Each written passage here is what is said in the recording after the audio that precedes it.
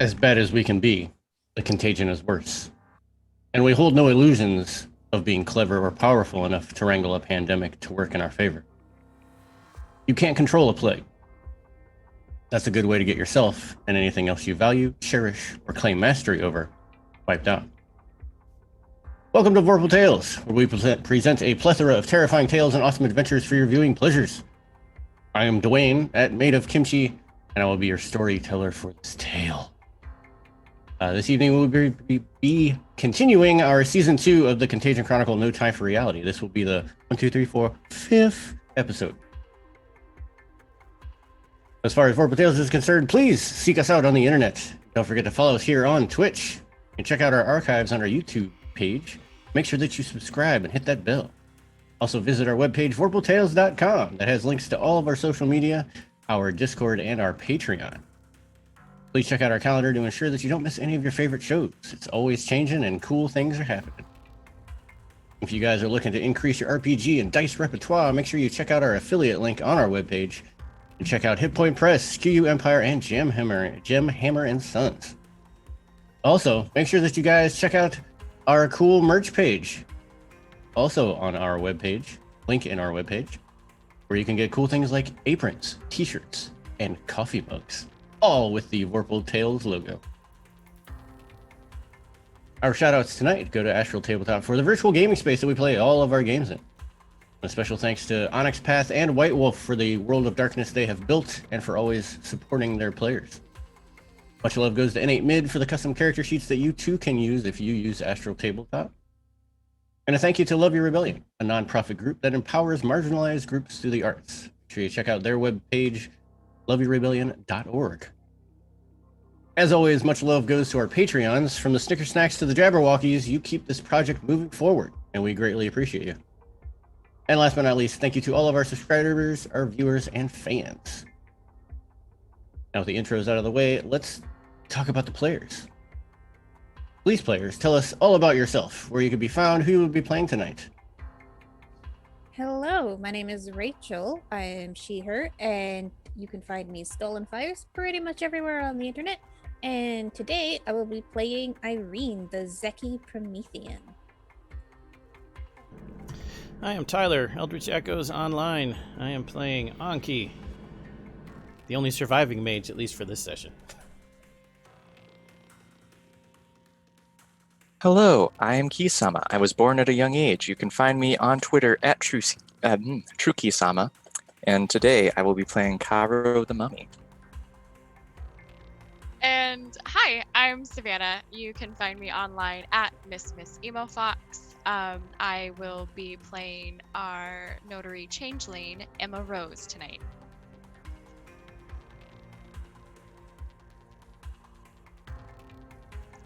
Is that everybody?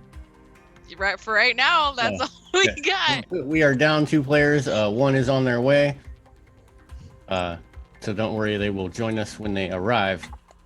Before we get into the recap of our last session, I just want to remind everyone who's watching that Vorpal Tales has changed the way that we do boosts to our players and our storytellers. So make sure that you guys check out all of the awesome new features that are in our channel points section. You can use channel points to boost an individual, boost a storyteller, make a really, really awesome thing happen to one or more individuals based on the amount of points that you spend. So spend them wisely and spend them often, because we want your participation. Having said that, let's talk about what happened last week. Last time. So, at the bar, Emma Rose helps Anki with the bar by hiring the coolest DJ she can find, while Anki continues finding good help. Our group quietly makes our way to the employees-only section of the museum in search of Caro's remaining... Oh god, I totally forgot how to pronounce that word. Canopic jars? Yep. Canopic jars. We stopped at the electric lock on the door, only temporarily, however, as Kilowatt can easily break the lock. But just a few steps inside the hallway, and Caro insists on splitting up. She heads straight for the loading dock, eyes peeled for her jars. She does find evidence that there are tomb raiders operating here when she encounters some other sarcophagi in a room full of cages. Irene checks out the cage. There's a small computer at the door of each artifact cage for inventory purposes. Irene digs up that a recent delivery in the E section brought in from somewhere off-site. The source isn't listed, which is odd. The object is said to be a lead box. Caro doesn't answer when Irene asks if we're looking for a lead box, but the fact that it's made out of lead intrigues her. She asks Kilowatt to help her break past the lock on the cage so she can get to the box. For some reason, the closer she gets to the box, the more she wants it. It's a solid lead box, 4x4x4, almost ammo crate looking. It's locked with an almost Victorian looking lock. A little regretfully, Irene forces the lock open. A strange emotion washes over her as she looks in the box. There's some strange power emanating from the box, a percussive or radiant force which even the others can pick up on and understand. But the box is empty. Whatever power was in here released when Irene opened the box. Kilowatt catches sight of something almost like an aurora borealis before it dissipates through the walls. Irene suspects that it was concentrated pyros in the box. Not Zeki pyros, but something similar that was somehow extracted and contained within this thick lead box. Meanwhile, Essie has encountered a truly epic vault door. Kilowatt is attracted to the puzzle this door represents. The big puzzle is the retinal scan. Essie finds a security guard's log, which at least gives her a list of names. Kilowatt hands her a tablet computer, which she can use to look up pictures of the security guards. Back at her home base, Emma Rose has hired some bar help. She specifically sought out another changeling to provide music at the bar, promising the bar will be a solid source of glamour. Caro, trying to pass the vault, uses her magic to summon a museum worker using the power of dread. Essie and Kilowatt experience some kind of strange visions as the results of this magic. We wait for Caro's newest cultist. Everyone makes themselves scarce, except for Caro. Hello, you serve me now. Your dog is in the vault. I need to release Slobber Chops very carefully. The woman opens the vault for Caro, or at least she gets past the security checks. Caro still needs to open the heavy vault wheel. Fortunately, one of Caro's canonic jars is within. But the woman tries to explain that this belongs to the museum. Caro doesn't like this at all, wondering who dares to own her tomb. Caro bullies her into being the newest servant of her cult. Kilowatt and Essie realize they can't perceive anything within the vault. Irene can, however, and steps inside. She starts glowing, but they still can't see her. Meanwhile, Caro continues bullying her newest cult member. She opens another door and Caro finds another canopic jar. Looking in the jar, it explodes in her face. There's now black goo distributed throughout the room, some of it on the old woman. She falls to the ground as the goo begins eating through her flesh. Irene tries to help, but Caro says to leave her. She's already dead. She might be right, because the woman undergoes a dramatic transformation as needles emerge from her skin. She starts flailing at Caro. Irene tries to shoot her, but her shot goes wide. Caro uses magic to increase her strength to crush the old woman's arms and throw her into the wall. It'd kill a normal old woman, but somehow this person is still going. What used to be the old woman grows bone spikes, and she takes a swipe at Caro. A detached bone hand attacks Irene. Thankfully for us, Kilowatt and Anki have been texting, and Anki can send a wave of paradox to us. It royally screws with our enemy's abilities to hurt her. Kilowatt takes advantage of this by unleashing a blast of electricity that puts her down for good. Examining the shards of the canopic jar, Caro concludes this used to belong to her, but someone has since defaced it. We have to leave. Before we do, Kilowatt sets fire to cover our tracks. Ta-da! Wow. Epic. So, I hope that the ongoing theme of this story is to not continues to bully old women. One would hope. If fate brings more old women to my cult, I'm sorry.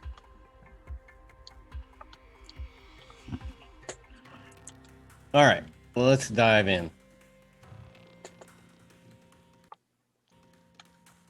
So you guys were able to get out of the museum using a mix of all of your different ways of concealing yourself from sight. You still do get a couple of odd glances as you all leave the museum from some of those men who are dressed in the black business suits. You're not able to tell whether they were able to see you or maybe sense you. Whether they did or not, they made no indication and did not move upon you.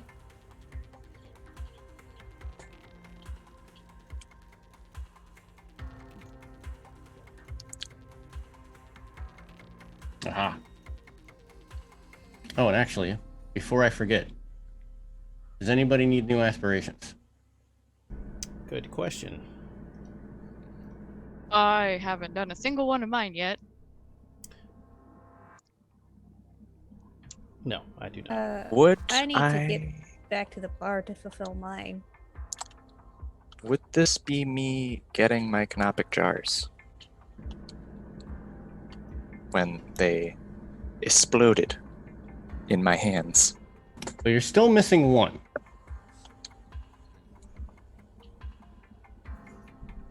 You wouldn't know that you're missing one, but you are missing one.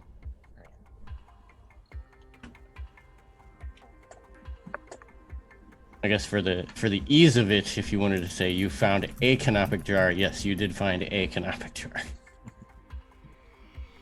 But you have not found them all.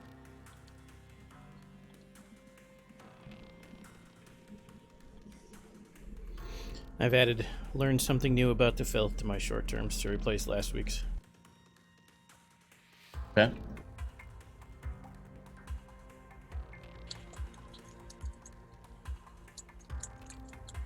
Irene, any for you? Nope. My aspirations are still find information about who she used to be and get comfortable serving a drink to someone. Ah, yes.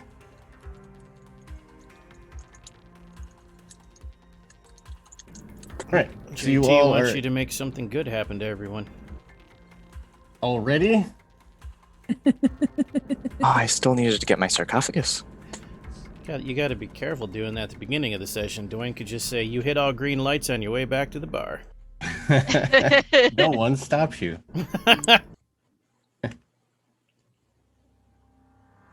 All of the birds pooping on other cars miss yours. Congratulations. What are you doing? So, as you guys are leaving, you notice that a lot of the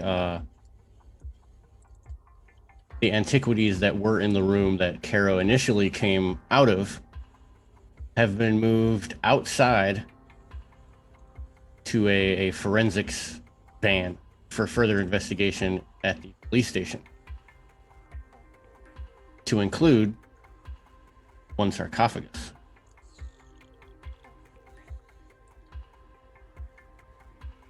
As the individual police officers and detectives, hurriedly move about to try and finish off their investigation of the scene and hopefully open up the museum once again, no one seems to be around this truck.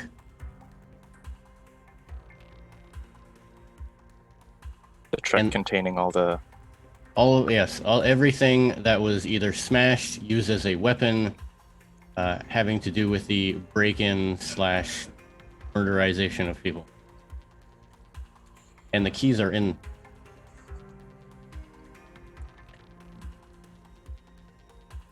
We're all mesmerized by Savannah's cat. That is a beautiful cat.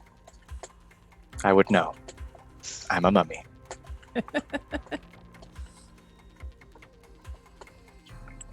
Yes, the keys are in the ignition.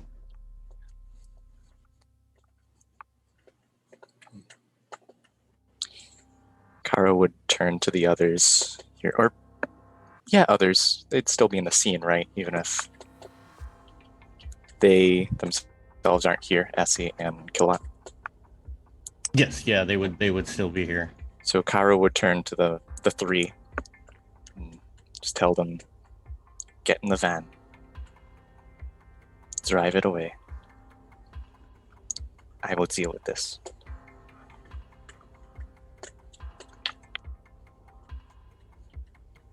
All right, so Essie and Kilowatt get into the van.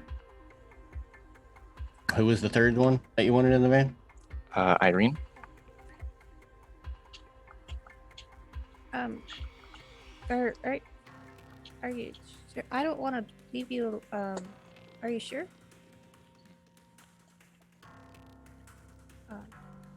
Don't kill anybody else, please. Kara gets up from the little hiding spot that they're probably behind. Just shakes her head. Okay. It's right about this time that there's a ruckus. And you hear some of their radios going off saying that there was another body found in the basement. And it seems that the vault had been gone into. So you see everyone just take off. Everyone runs up the steps into the main entryway. Irene will take off. Kara will go towards that hallway and activate one of the strongest utterances she has.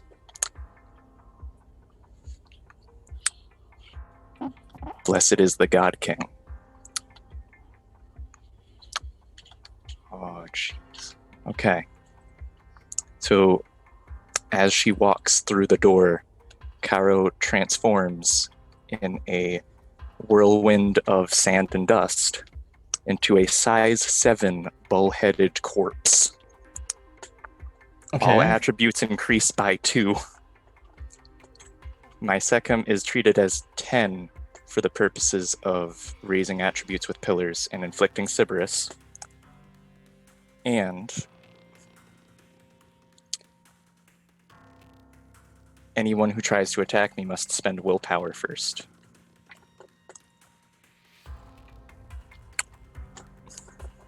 So you're just doing this in the middle of the museum. Just in the middle of the museum.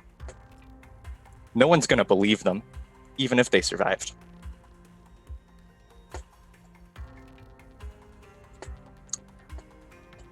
Okay. Yeah. They invaded my tomb. It's not one guy making my life hard, it's another. Oh, all right. sorry. I'm about to jump in here too. Sorry, I was just waiting on Key. I successfully cast Co-Locate, which allows me to overlap 2 locations temporarily. The van pulls into the bar parking lot and space snaps shut. They're free. Only Key is left. Like, it's just there now. All right. So you guys are safely in the bar's parking lot. And as another note, for, I want to say it's 10 miles, anyone who would be aware of mummies could detect me with a wits and occult. And I look like a corpse for the rest of the scene. So they can just sense you, hey? Yeah. Within 10 miles. Yeah. Okay. Everyone is here now, Dwayne. Everyone is here. Woo. Mayor's here.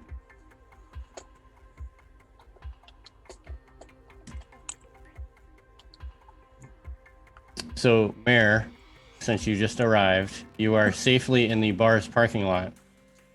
In the back of a van that contains all of the damaged and/or artifacts used in the slaying at the museum, to include Caro's sarcophagus. Oh, good. We got the box. Yeah. Now, Caro, unbeknownst to you, individuals have noticed you. Hmm. Not here, but they have. Oh, yeah. So keep that in the back of your mind. Mm.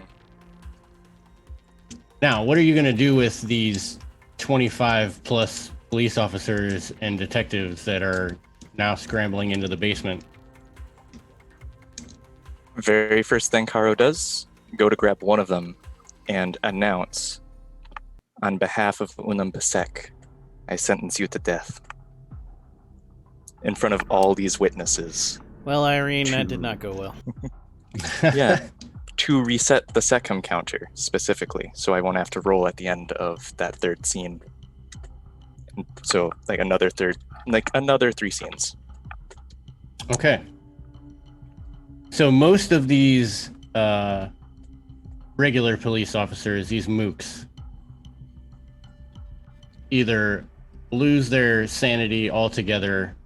You're able to tear through them. I'm not even going to make you roll. You're either able to tear through them with ease. These are just mundane humans that were in the wrong place at the wrong time. They were doing their job. However, after this whole ruckus is going on, bodies are thrown all over the place. Blood is spilt. The ancients are appeased. However, coming up from the basement, you see 4 of those well-dressed individuals. Now, these are not just your run-of-the-mill police officers. These individuals work for Arachi. They have the pins.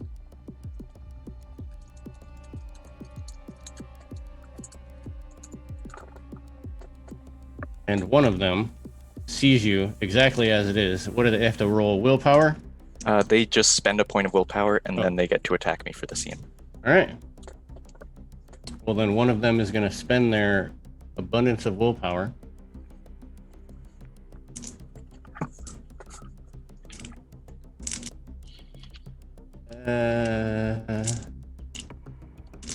Need that many.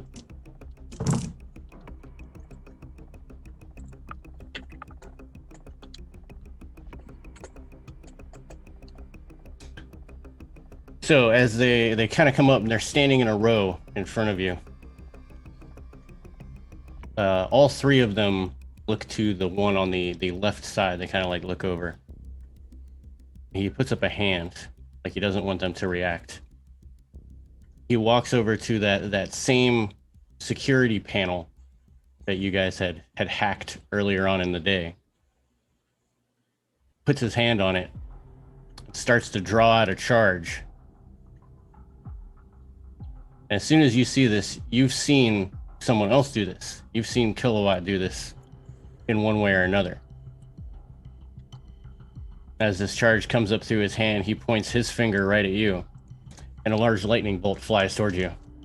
Karo spends a point of willpower. Body turns to gold through divine flesh and no lightning damage. All right.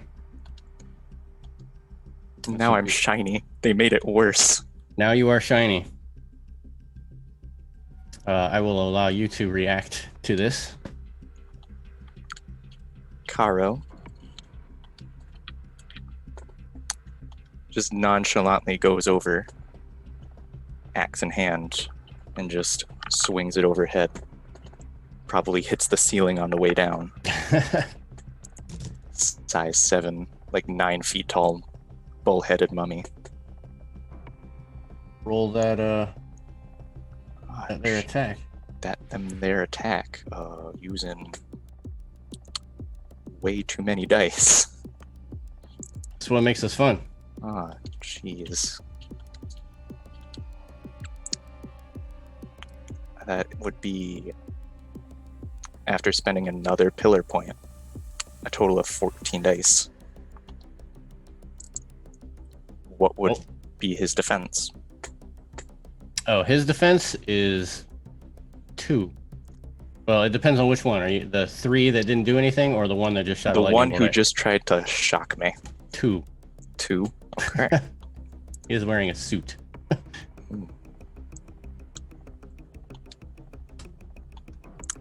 That is 4 successes. and a damage of, I believe it's 3 for a battle axe. So a total of 7 lethal damage. Yeah, so you come down on this guy and pretty much cleave him in half. Upon that happening, the others burst into, like, they weren't expecting you to do that with such ease.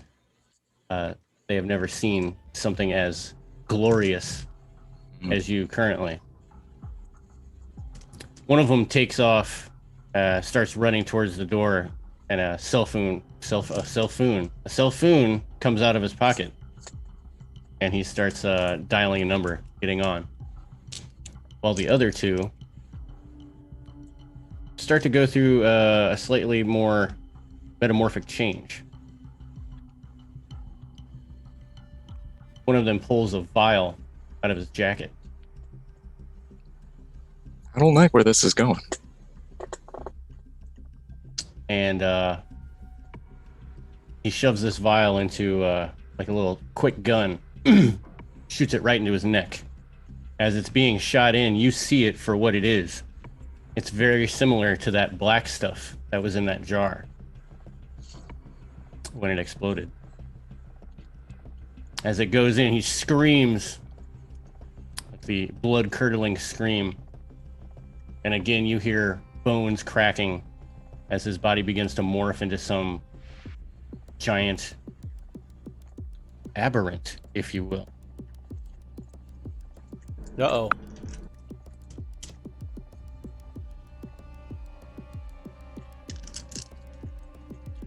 And he comes towards you. Does he fly backwards?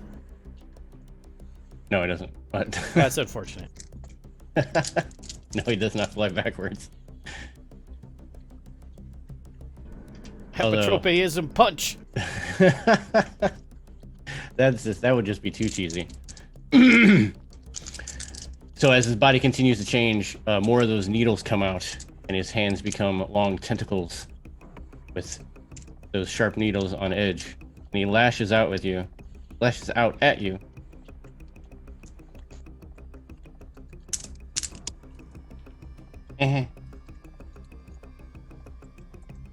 What is your defense, sir? My defense is currently 6.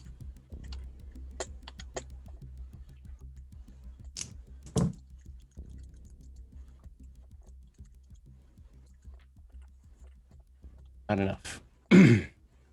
So he does come down with this strange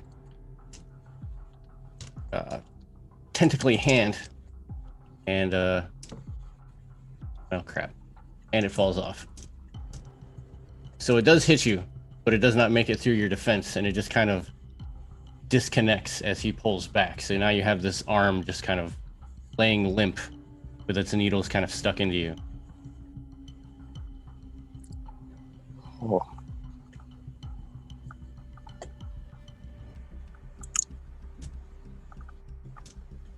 So that happened.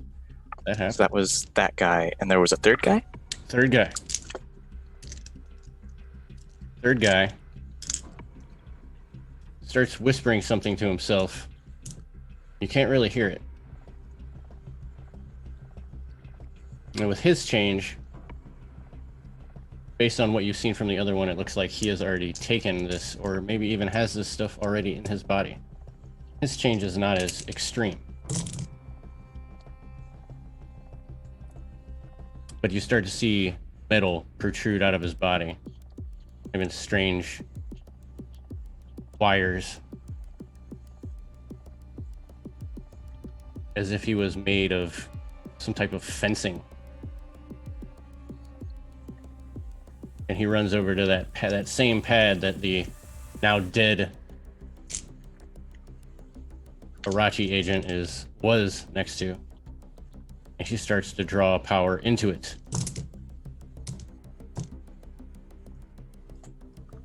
And those are 10s. That one will get by. That's 9 successes. 9 successes to do what again? So this is another type of lash. Oh, It is a electrode-ish lash.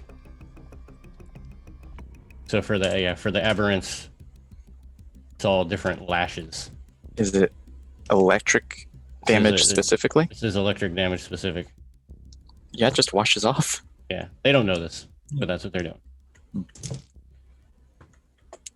Right, it is. yeah. Now it is you, Wow. sir. Ma'am, Right, yeah. I should say, ma'am. God. Yeah, Karo, same as the first, just takes the axe and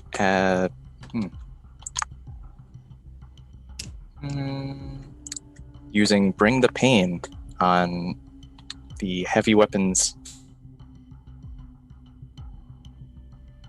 aberrant creature thing that just tried to hit me and whose arm fell off. Mm-hmm. Oh. His defense is 4. Defense of 4. All right. So it's a normal weapon attack. Normal. And each lethal damage they suffer is then a -1 penalty to their next roll. That is a total of 6 successes, so 9 lethal damage. So much lethal damage. This one also gets cleaved in twain. But instead of a bloody mess, more of this blackness protrudes out of the body. And almost in a reflexive action, the acid starts to eat away at the axe and at you as it kind of splashes. And you take, sadly, only 2 lethal. 2 As it lethal. starts to, I to have- eat away at your flesh. Or your I currently have metal, 2 your armor, metal. Okay, so you're good. so it becomes like 1 bashing, which Yeah. I heal at the beginning of my turn because Well, I hate you then. Keep going. Stop being so cool.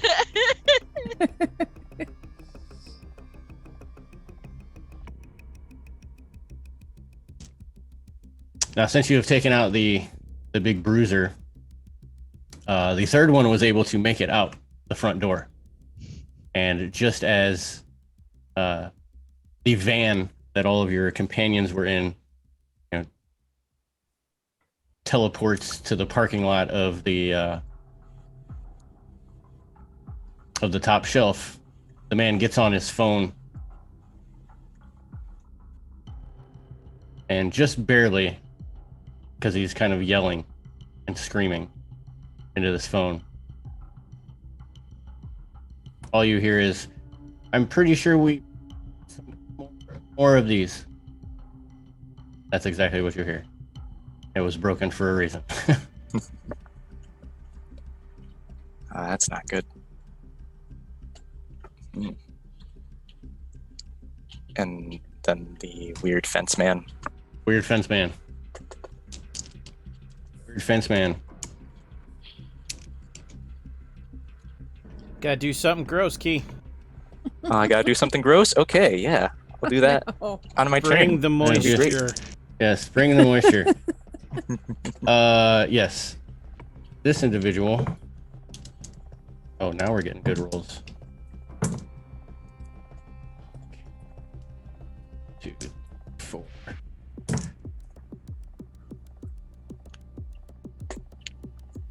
I do put this.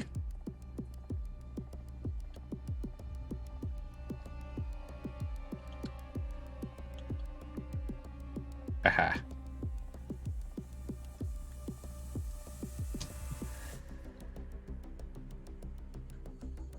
So, Mr. Fence Guy, seeing that he's probably no match for you, needs to at least slow you down. And with all of these electrical wires coming out of him, he hugs the wall next to that panel, seeing that his electric attack did not hurt you at all. And as he gets closer to the wall and continues to hug it, you see that these wires and protrusions start to meld into the wall, as if he is becoming one itself. And he sacrifices himself to overload the entire building.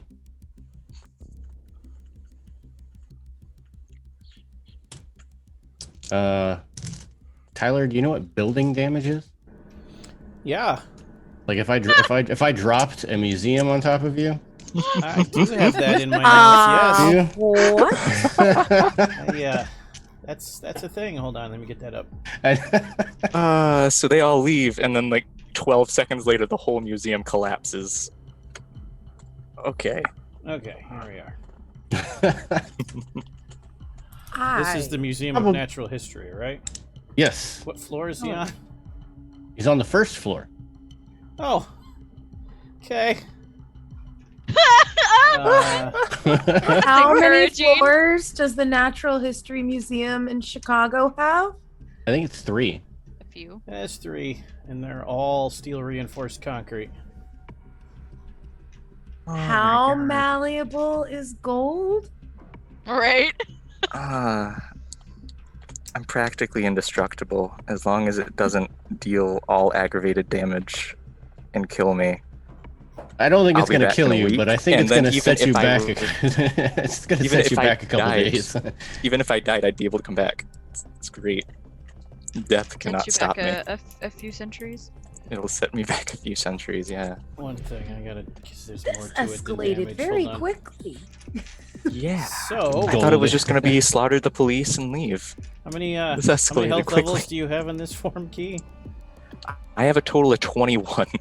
Okay. Oh, wow. Because it's 10 per floor, so that's 30 damage, 2 leg racks, 2 arm racks, and stunned. No protection. Is it all lethal? No protection, no resistance. I don't know. That's up to Dwayne.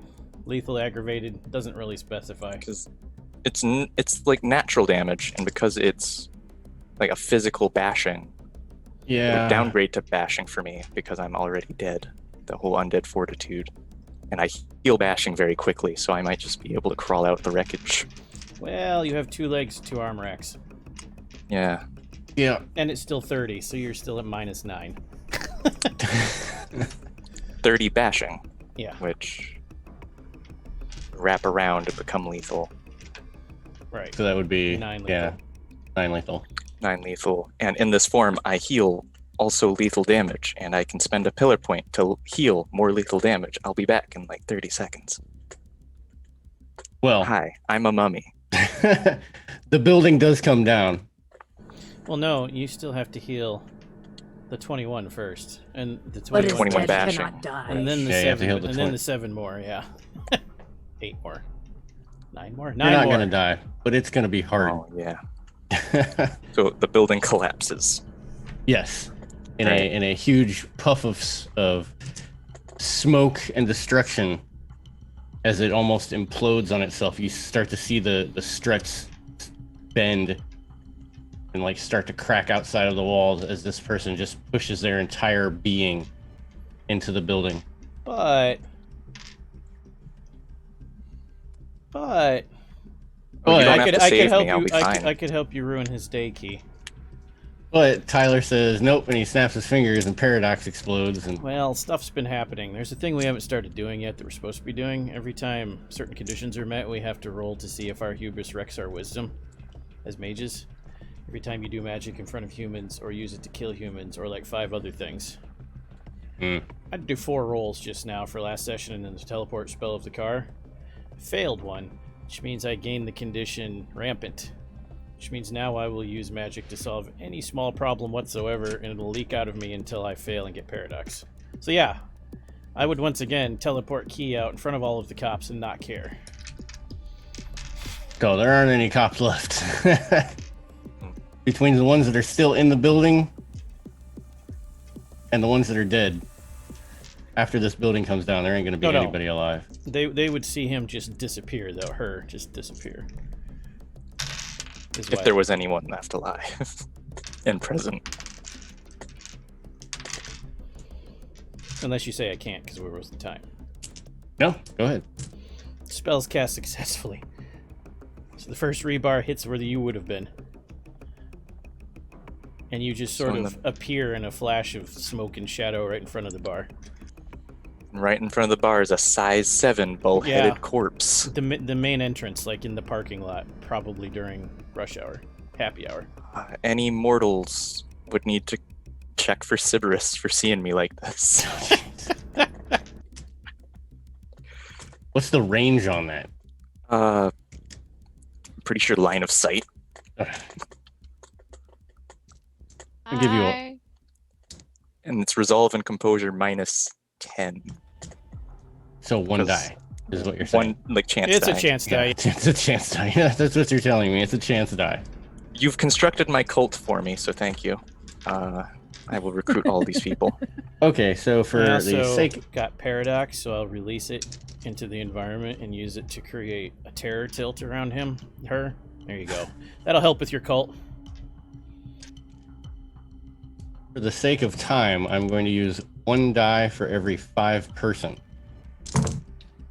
They all become uneasy. Actually, no. We're doing okay here. 5, 10, 15, 20, 25, 30. 35 people go batshit crazy. How many people were on the street? Just saw this. I mean, you have people in the apartment across the place. You have people driving by. The only people that are safe are in the bar, because the bar inures you to those effects. But 10 of them are okay. 10 of them are okay. The other 35 people, Now you're mad cultists. infinitely easier to persuade, and once per session, the player of the mummy inflicting the condition can take a beat to inflict something upon them, such as the dead dreamer condition. Okay. So yeah, they're all dead dreamers now, and they serve me. Also, you should know, Dwayne, every time a mage risks hubris, they get a beat. I just cleared 7 beats. Cool. And lost 2 wisdom permanently. Oh, that's... I dumped the rampant condition by gaining paradox, and then failed the wisdom roll and got it right back. So I'm still rampant. That's fair. Yeah, we may have overused our power key. You've overreached. blow up Extremely. Chicago now? Meanwhile, I'm just here doing mundane things like looking over applications. So Meanwhile, I don't know, that Essie- might have got your attention. Yeah. Meanwhile, Essie has accidentally downloaded Pong into like her hard drive and is just I playing Pong. did not while think that she's you were going sitting to in say Pong. What did you think? I've Tetris. accidentally downloaded some P-word Oh! videos. Well, I was thinking, What okay, is this? Tetris. We'll call it Tetris. She's like Yes. she's just like As Is this modern how day you make Tetris. friends? yeah. Essie is just like, I will get my friends to play Tetris with me, and is trying to do friend things. So she's learning to play. That's what she's doing while this happens. All right. And yeah, That was dusty. you'd have noticed that, Emma, because when I teleport, it's like chaos and noise and smoke and shadows and brimstone. It's a portal. It's not quiet. So she'll like Like out the lower her window. glasses and look out the window and be like, "Oh, Yeah, I'm sure you probably heard like 1 or 2 cars veer heavily. Emma would like to find the largest blanket she can find in the bar." Okay. You were able to obtain a comfy, a weighted blanket. Ooh. Oh, good, because I'm about to wrap Caro in it. Size 7 I bull-headed don't care. monstrosity. I Just at throw a least blanket have to on that. cover your stupid head. How long does that last? It lasted for the scene, so Okay. So I think probably now is when it like yeah, starts wrapping down. a couple minutes after you return back. So Emma like rushes outside and like throws the weighted blanket over Caro's The weighted head. blanket goes over Caro's head, and then sand begins to pour out from under the blanket. Caro lifts up the blanket. She's back to normal, surrounded by sand. Now only 6 feet tall.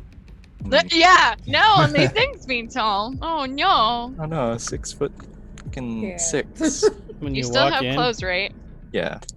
When you Okay. walk in, I hand you a box, and I'm like, these always make me feel better after a stressful afternoon. I just walk away. It's full Open the of box. it's full of donuts. Let's get those beats. Caro's about to do something gross. Caro looks at Oh. these things. Have they been made well, would you say? These are large these barge nice? donuts. Yeah, they're large margarine donuts. Okay, they're very good. Okay. Caro closes the box. And we'll keep them and put them in the tomb. I was Nice. going to do something gross, but then there were large marges, and I can't do that to large marge. But you still refuse to donuts eat are too them, good. so you get the beat. Gonna store them in a tomb. I'm going to store them in For my all tomb and bring time. them to my god. Hey man, I bet Anubis likes donuts. Mm. Unum Especially Sec large would love margins. devouring these. Put these on the scale. Judge their weight. Look at them. They're so airy and delicious. Lighter than a feather. So you guys are all back at the bar in one Caro's way or leading another. these, like 30 people into the bar. Yeah. Now, do your cultists have to stay at the bar, or they just kind of go on with their lives, and when you summon them, they? Caro's gonna give an announcement at the bar to these cultists, offer them employment at the bar, and then they're free to live their lives. However, I will point out, unless Dwayne vetoes the perks for the bar from Season 1, those would all carry over, including the connection to Patty's lair, which means essentially the inside of the bar is infinite in space if they can handle Patty's lair. Father Donovan's lair. Yeah. Our characters almost couldn't handle. They'll be fine, they're their- cultists. They shall bear witness to my deeds. Essie seeing all of the new people come through. She's like, new friends. Yay. I walk right up to Caro, though, all business, and I'm like, so they can inject themselves with that whatever substance, and it empowers them. Is that what I saw through the scrying window? Yes. That's terrifying. They Something are must still be weak. something must be truly terrifying if you say it. I'm glad you noticed that.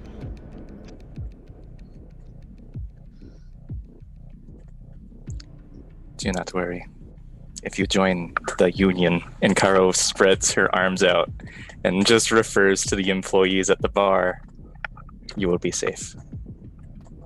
So what is your cult called? We are the union. Support labor. Yeah, suppose Macintosh would be proud. Macintosh would approve. Yes. It is 100% a pyramid scheme, but Pyramid scheme. You broke my hair. they don't have to pay anything. But like, you know, I mean, just their At lives. least not now. not now. All right, so you have all of these 30 or 35. I can't even remember the number now. 35. Of these individuals that you kind of usher in to one section of bar or the other. I imagine that there is some type of kind of loudspeaker that you can kind of stand in the foyer and give them your pyramid scheme speech. Yeah. Yeah.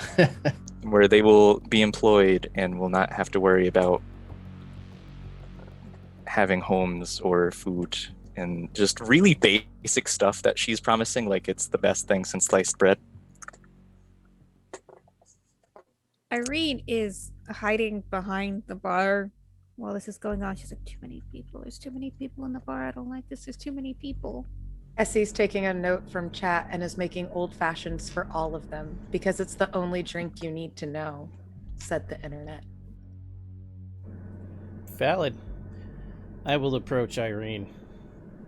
Hey. Hey, you. What, me? Yeah. Come here. Let me show you something. Okay. Is this a trick? I take Irene into the kitchen, and I close the door, and it's soundproof, so it's like the bar just disappears, and we're in a big, empty, quiet room. Is this better?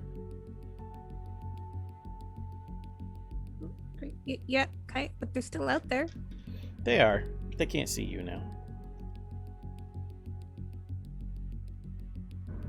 Too many people. Like, I don't think Essie and I should stay here if there's going to be a lot of people here.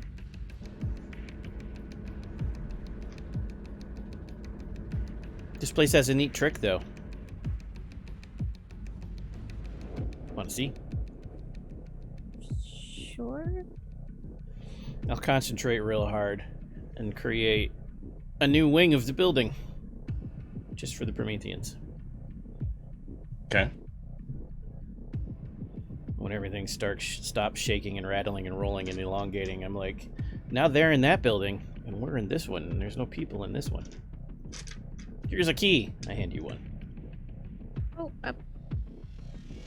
wow. Wow, this is really nice. I'm sorry, I'm not used to people being nice to me. Neither am I. That's why I'm being nice to you. I feel like we're a couple of outcasts. We're both radioactive, but in different ways. How are you radioactive?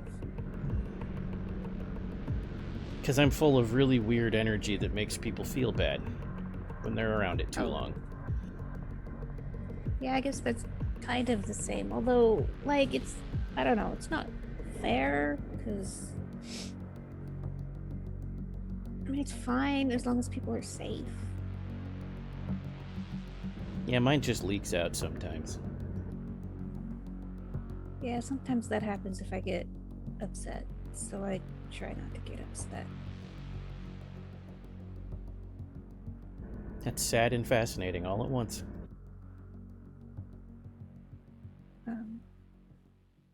Yeah, Essie might know a little bit more. I don't know, she's pretty new. I should probably, like, tell her not to get upset. It's probably a good idea. Wonder what makes her upset.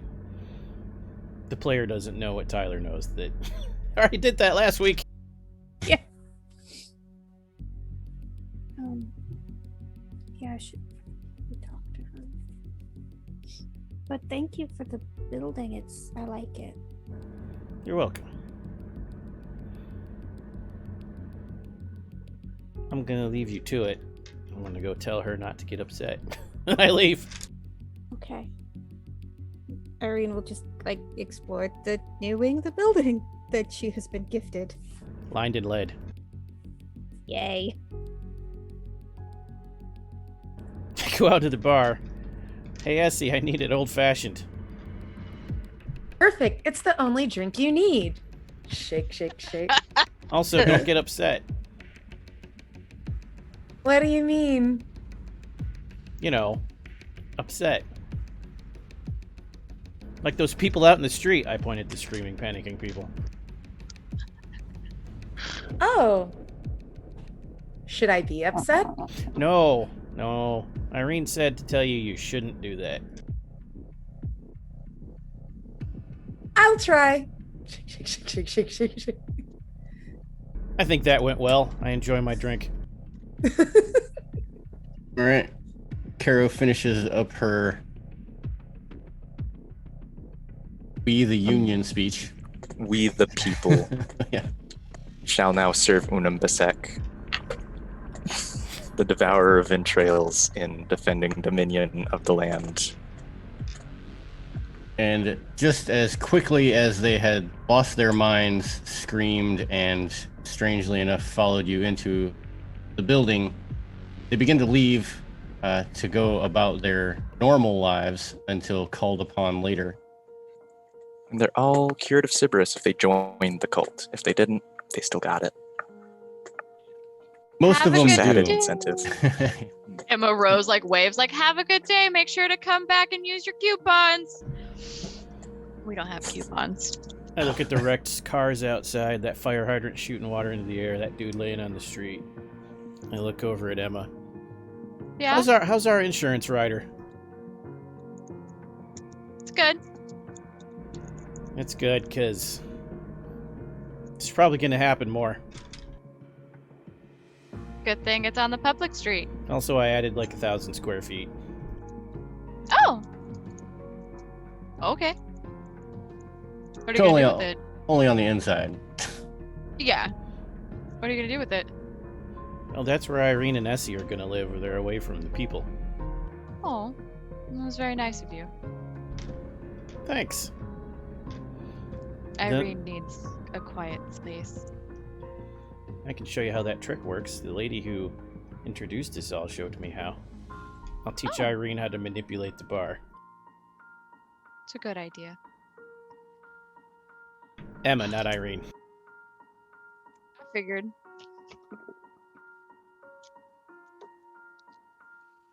Yeah, we're probably gonna have to edit some of these Yeah, you can do whatever you want with those. just to fit the party.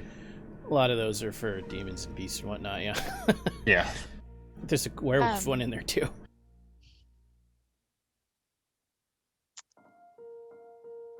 So, I guess what do we do now? Should probably learn more about whatever this is, why they're injecting themselves with it, and stop it. Mm.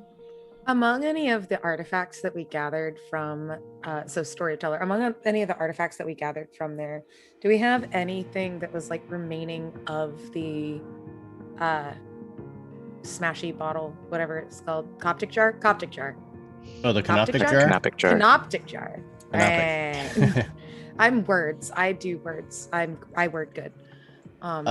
Sadly, no, because Caro devoured them. Oh, there was the canoptic jar that exploded, and there was What? writing on it. The exploding one, canopic, and you I ate thought it? you And devoured that one The as well. canoptic jar that I devoured isn't literally I put it in my mouth and eat it. Oh, It's just break a good bit of it, make sure it's. oh, I thought you like destroyed. okay. No, I do not eat the relics. That is hey, not. Was Mummies not are weird. literal. Slightly disappointed. Uh, I thought you were, taking the power in. oh yeah, I take the Crunch. power in. I don't take it. No munching on No munching. jars. No Okay. crunchity. So yes, of the spleen. apparently you do have one whole busted canopic jar and one very gooey. Don't touch the goo. You have a sample of the filth? Out of character. We burned the filth. If you can extract it off of the Off. yeah, there's still little bits on the jar itself. The defaced jar. So I'm still rampant, so yes, I can unwisely do that. Oh wow, that spell went amazingly well. As they're doing investigation stuff, Karo goes into her tomb to meditate. They can handle it. I need to go refocus. Okay. I will ritually move. So it's an hour now for me. It'll take an hour for me to magically sever the connection of the filth to the pieces of jar and attach it to the inside of this here sample Little vial. biology vial. Mm-hmm. So we don't have to touch it. Now it's inside the vial.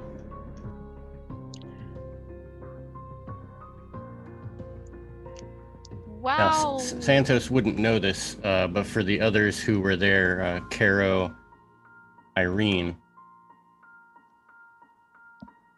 you would know that because you were there for the initial explosion and when all this stuff went out, it still looks like that goo, but it looks like it has undergone some kind of change. Or maybe similar to like oxidization, like it's been in the air too long.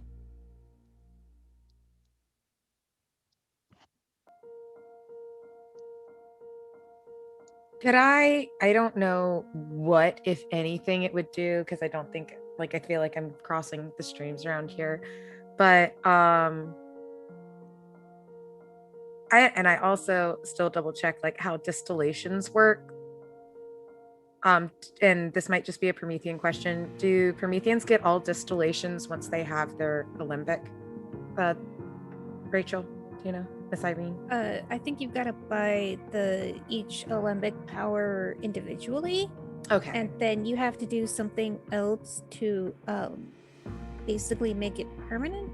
Because then, otherwise, when you change your role, which you're supposed to do as a Promethean, you lose all the alembics that you haven't sort of hardened, I guess.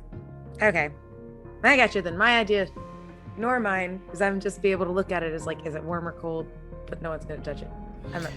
It's okay. I'm with you, Essie. I hold it up to the group and I'm like, yeah, I don't know what to do with this. I don't do biology.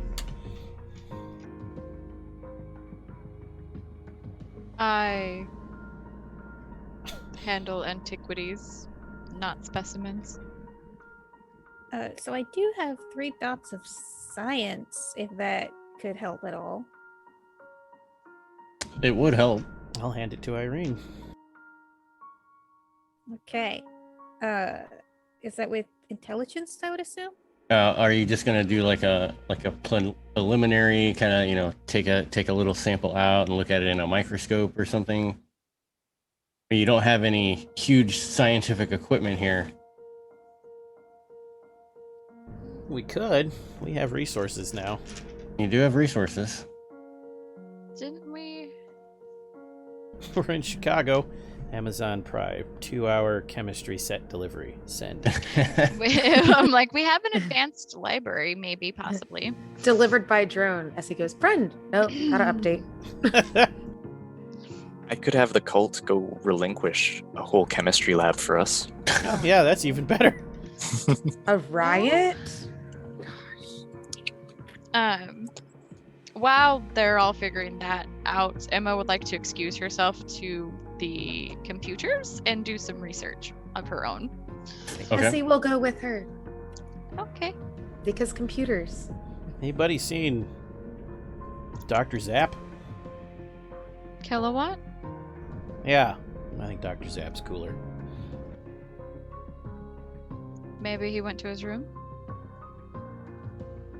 Yeah, you haven't seen him since you guys got back.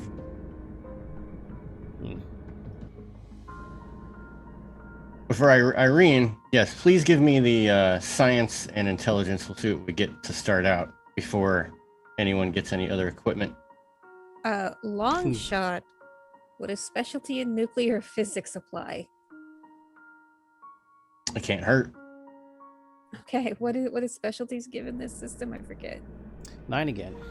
Nice. Okay. But it was 1 extra die for a specialty. We fluctuate Chronicles. between shows. Which one do you want, Dwayne? Go with 9 again.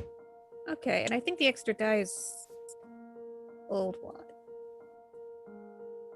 Okay, rolling.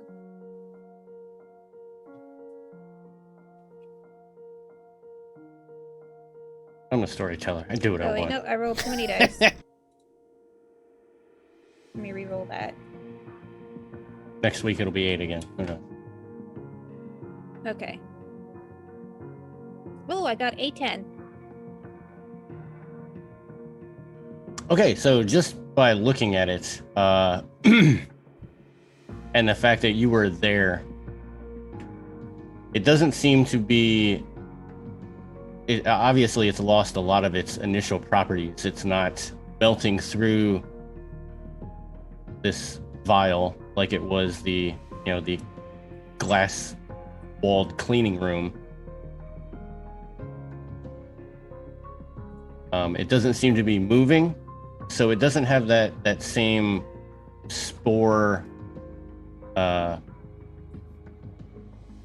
fungus effect. Although when you get like down close into it and you're looking at it, you can see that there's like weird little, like almost translucent, very almost microscopic, like what's the plural of proboscis? Proboscis. Close. Proboscis. Proboscis, there we go. That, like, come out. You can tell that whatever it is, while it has changed and become weakened, it is not dead. It is still reacting.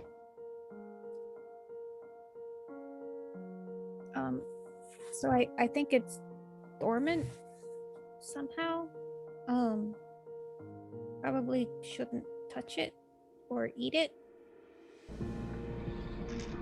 What do you think activates it? Is it only humans? I'd like to Maybe. probing mage sight it, now that Irene's got it broken into samples. Hmm. Primary Arcanum of Space and Mind.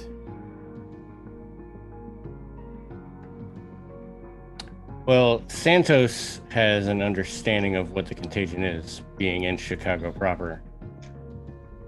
So I will leave that. I will let you describe what you see, because you know what it is, to a sense.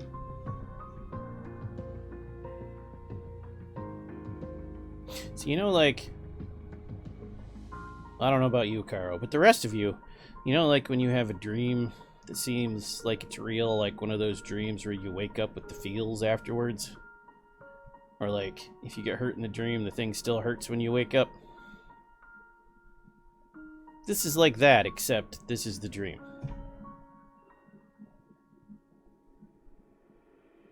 It's sentient, but only in the sense that it's somebody's dream, something's dream. Whose dream? Ooh, I don't know, yeah. but that's scary because it's got to be a lot more powerful than us.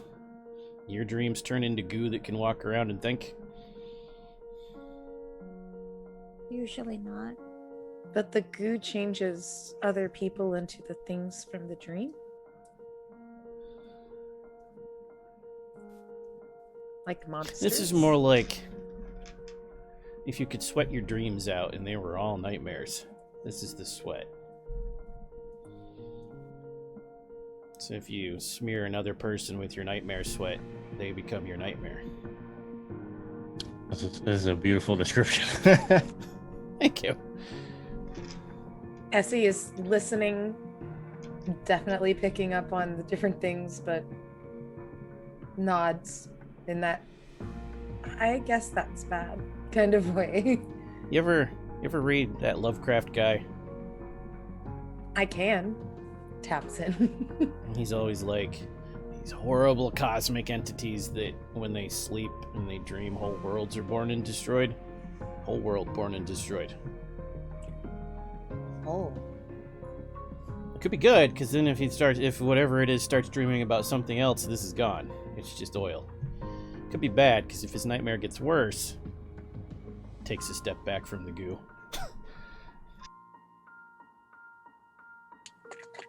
Can we make Fine. them dream good things if we find them? Or wake them up. I look at the goo and I'm looking at the spatial sympathetic connections, and I'm like, I don't know if you want to wake that up.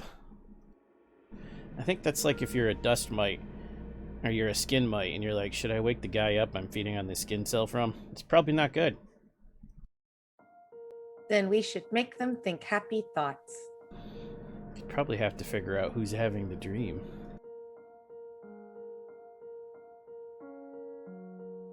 Yes. Whatever it's connected to isn't in our realm. It's like in that weird place I took Kilowatt to, but much farther away, I can't sense it. I have a very ballsy plan. I would like to use the dreams of dead gods to try and have fate find the person who could wake up this being and have them go do it. If such a being doesn't exist, I just get refunded the point used to activate the power. No, we said we don't want to wake up. It could be interesting. Such a being does exist. Does your power come back and say, God? Space? In a place yet undisclosed, things happen.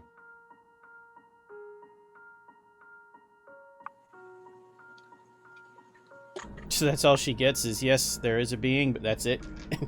Yep, someone can do The it. deed Carol, has been period. done.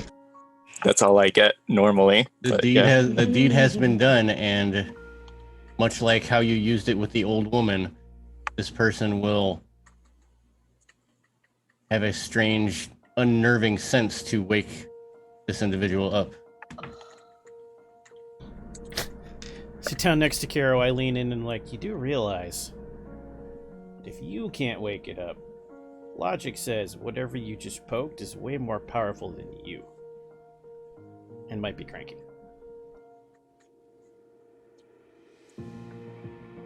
This is fair. Might need 2 axes. Yeah.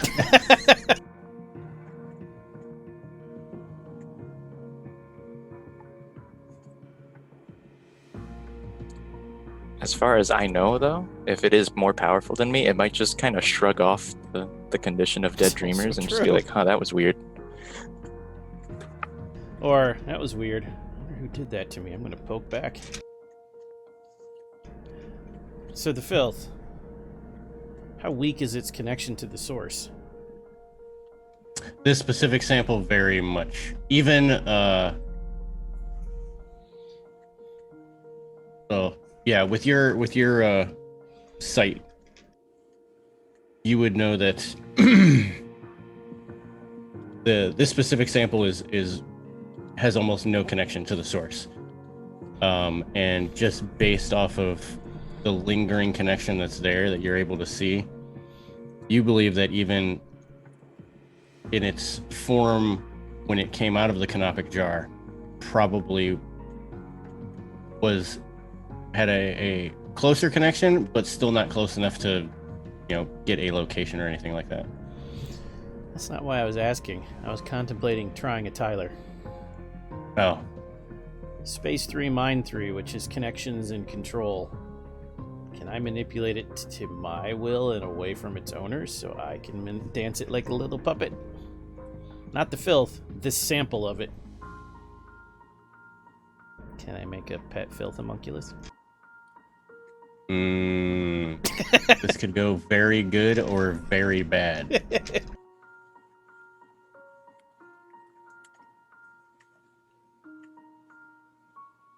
If Tyler wants to try, I am always. Anki wants to try.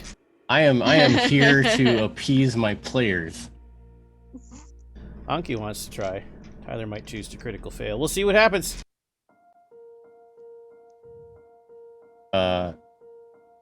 This is going to be something that's going to be an extended roll. Yeah.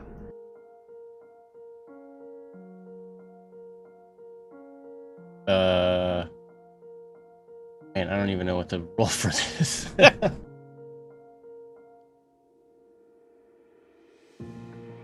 Give me a second to think about it, and we will roll it. But other than that, do you plan to do anything else with this sample, or look into it any further? I mean, we should probably keep it sealed when we're not messing around with it. I'm sure that Kilowatt might have like a storage fridge in his little lab. I escalated to Space 3 and I'm still rampant, so magic solves every problem. Right. Still no failures. I just stick it in an extra dimensional pocket that follows me around. Okay.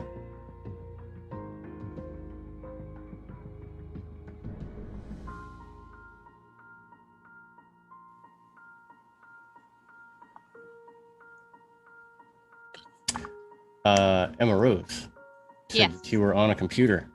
I am What are you looking for? trying to track down my daughter. Oh, really?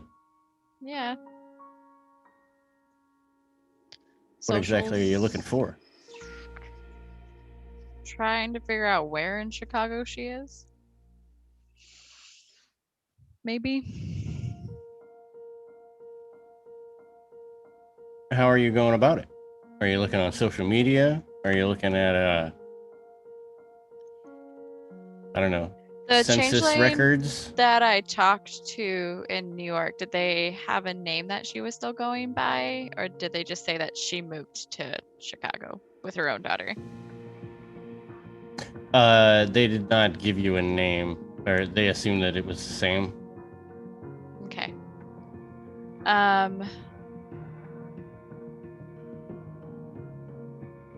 Yeah, she's just gonna try social media to see if she can like figure out looking for like single moms with young daughters kind of Okay. thing. You're looking for like a Facebook group Yeah. new to Chicago, single mom and daughter, Yeah. looking for that play date friends. Yeah, basically. Okay, give me some investigation and just wits. Wits investigation. At some point while she's searching this, Essie will just sit down next to her at one of the computers and do the slow scoot kind of closer. 1 success. So you do find a group. Now what is your daughter's name?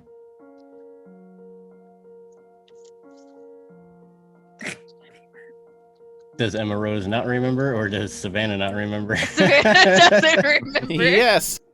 I don't even think when I was writing the backstory I gave her a name. Because I'm a good mom. But nevertheless, you do find a number of groups that are, single mom, children looking for, fun friends to go, water parks or, just the regular park. Mm-hmm. But no one actually ever puts their name on these. Everything's a screen name, you got Jigglypuff 911, Super Mom and Kid 12.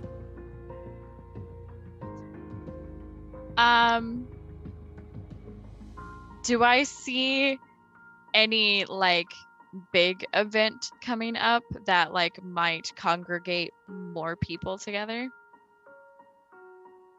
No, there is nothing that is on the like the upcoming events. The one that you found is pretty much like a, hey, I'm looking for this, DM me for information, or when we could get together. It's not really like they don't have any big event coming up. Okay.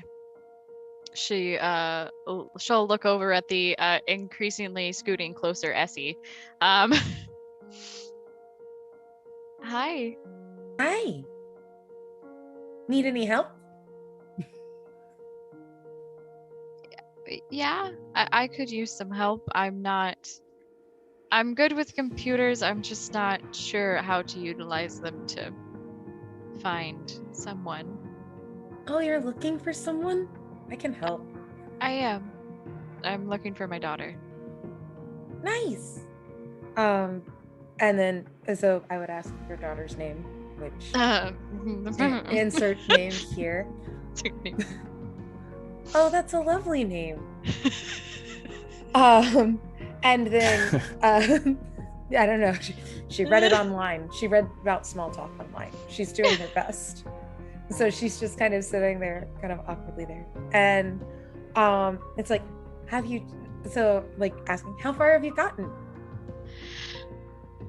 I know she moved to Chicago from New York, and she has a young daughter of her own, and she left rather suddenly without any husband or boyfriend. Oh, Right? no. Yes. Right.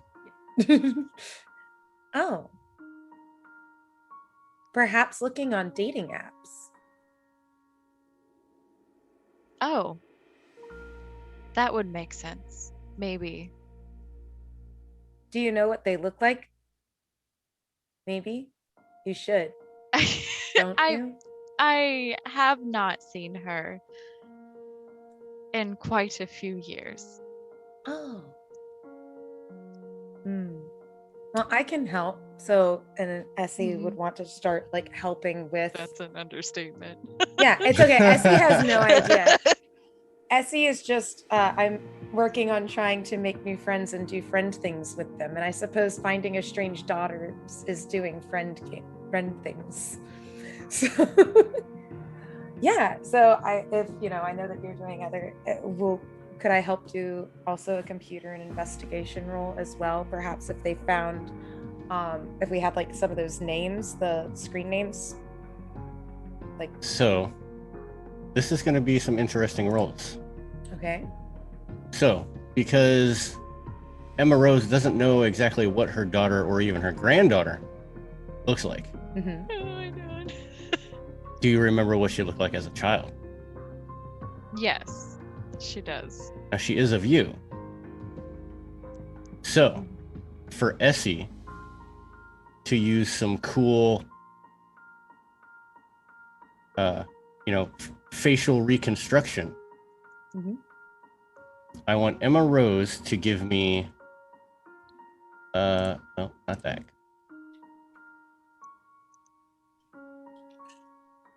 I want you to give me intelligence and composure to try and remember all the details of what your daughter looked like so that you can explain it to Essie.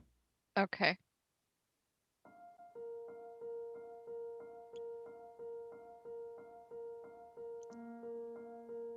Intelligence, composure? Correct.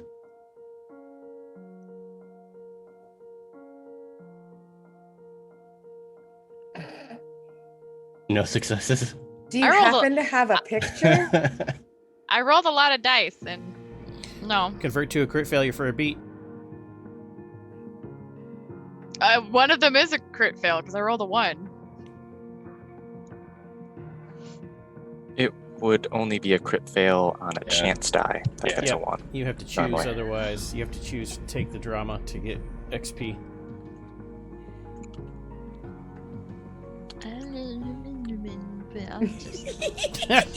Do you want to take the crit fail? No. Oh, okay. Yes. Do it. Are you gonna do it? Take that you're gonna beat. take crit failure? Okay, yeah, take that Also, beat. Hot Dog Wizard gave you 3 dice on your next roll. Oh, nice. Okay. So Essie and Emma Rose, they sit down for a little bit, and Emma tries to remember, and she gives you, this is what her nose was, and I remember she had these dimples, and it was this color hair. And Essie, even though you don't know anything, just looking at Emma Rose, you're a bit confused because the things that you're describing don't match her at all. Like, not even in the closest. Emma Rose has red hair, and she's saying that her daughter had blonde hair. You're very confused. Nevertheless, you're going to go along with trying to reconstruct based on what she gave you and matching it up what Emma Rose looks like now. Okay. So, okay. I have a tiny thought with that too, just to see if this helps or hurts, because you know what? Why not? Everybody needs XP at some point, right? So I need 2 rolls from you. Okay. I want you to roll wits and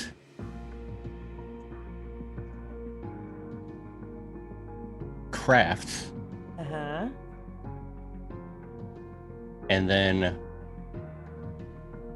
wits and enigmas.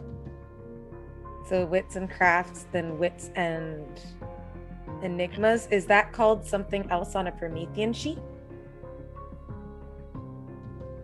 There's no enigmas. Oh, there is no enigmas. I'm crossing the streams. I was just like, what? Occult is really what they, or investigation, I guess. Yeah, it would just be no, not investigation. But I also, and this is just me as a question, just because I know that there are many stream crossing things. Under my merits, I have 3 dots in trained observer, which would be for surveillance and espionage, and for lack of it. And then I also have, I never say this right, eidetic memory, like photographic memory. Eidetic memory. Oh, I have that too. Oh shit, I'm.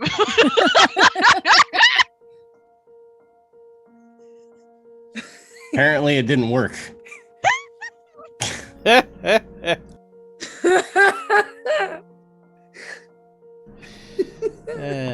And that's how Savannah earns my award for the night.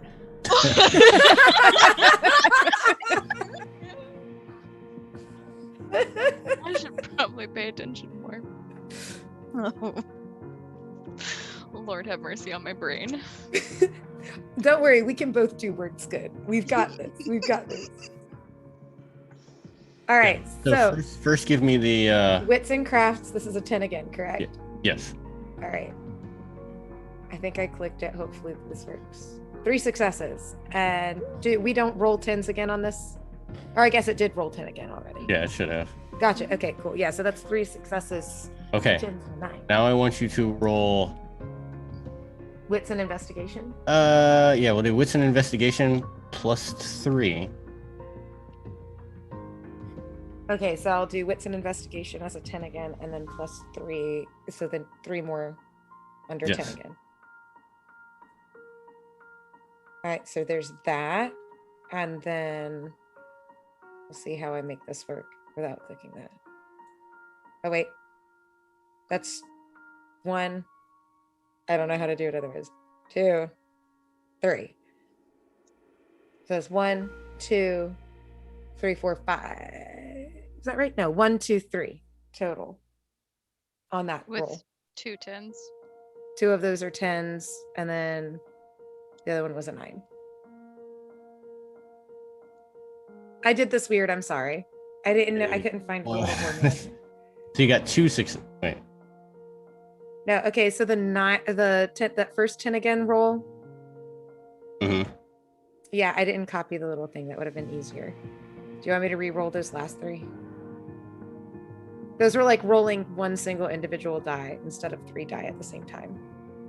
Oh, that's fine. So it's a total of 3 successes. Total of 3 successes. Okay. Yes. That's all I need to know. Gotcha. I was trying. I'm sorry. So, based on what she gave you, and matching it up with what she looks like now, you have a very decent sketch of what her daughter should look like. However, when you look at it, while it does have some of her own facial features, there's others that just don't match. So this could be what your daughter looks like. Probably not. If I still have that tablet that Kilowatt gave me a bit ago, and how we had that image of the symbol, whatever that was called, would I be able to, just storyteller, like, for clout, could I try to form like this is what she should look like now, and show Emma Rose? Oh yeah. Okay, cool. That's what I do. I just kind of like etch a sketch that onto that little screen and show Emma Rose. I was like, this should help. Emma Rose kind of cocks her head to the side. Yeah, so you see a nice looking young woman with soft facial features. The chin is very, very angular. I mean, extremely angular. Huge dimples. They have blonde curly hair and green eyes. And it looks like one of their earlobes is lower than the other. On one side.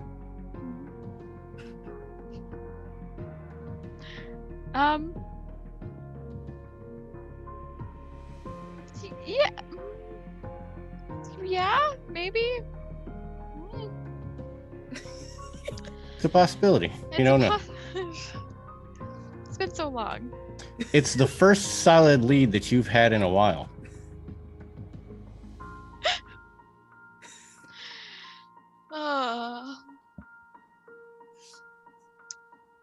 Could you like create or like use a program, Essie, to like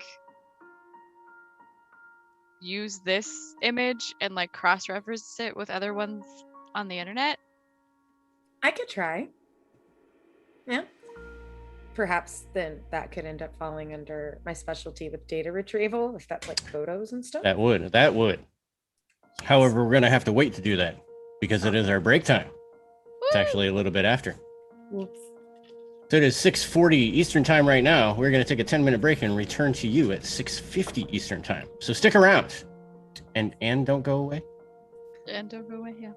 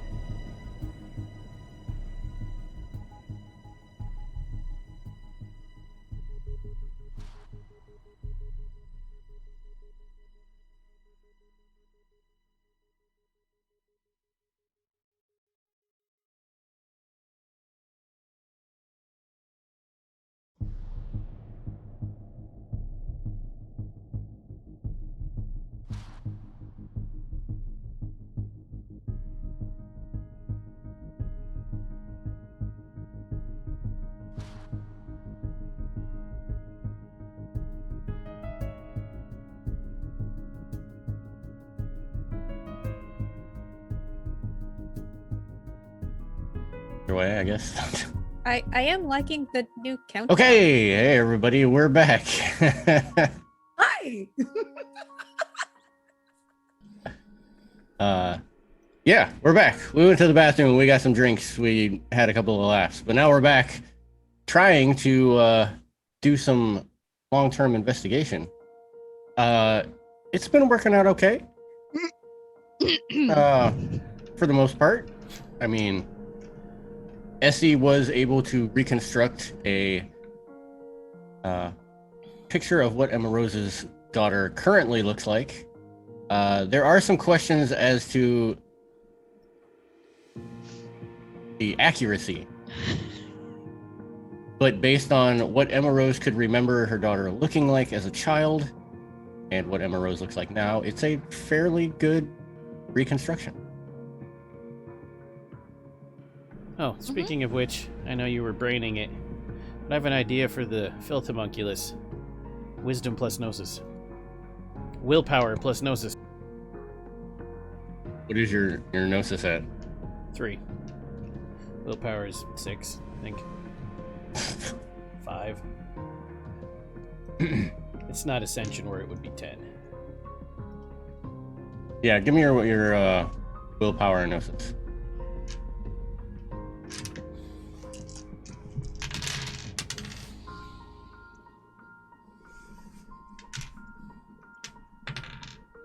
Two successes to begin. Okay. I will mark that down in the notes.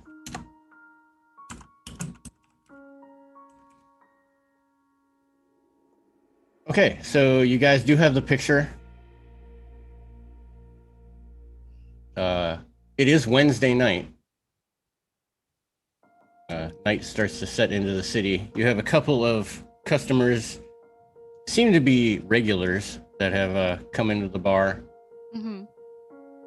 It's not that jumping on a Wednesday night, but it is. You do have a few customers. A couple that are of the stranger breed. A couple that are just your run-of-the-mill Joe Schmoes looking for a place to grab a drink, maybe on their way home. Mm-hmm.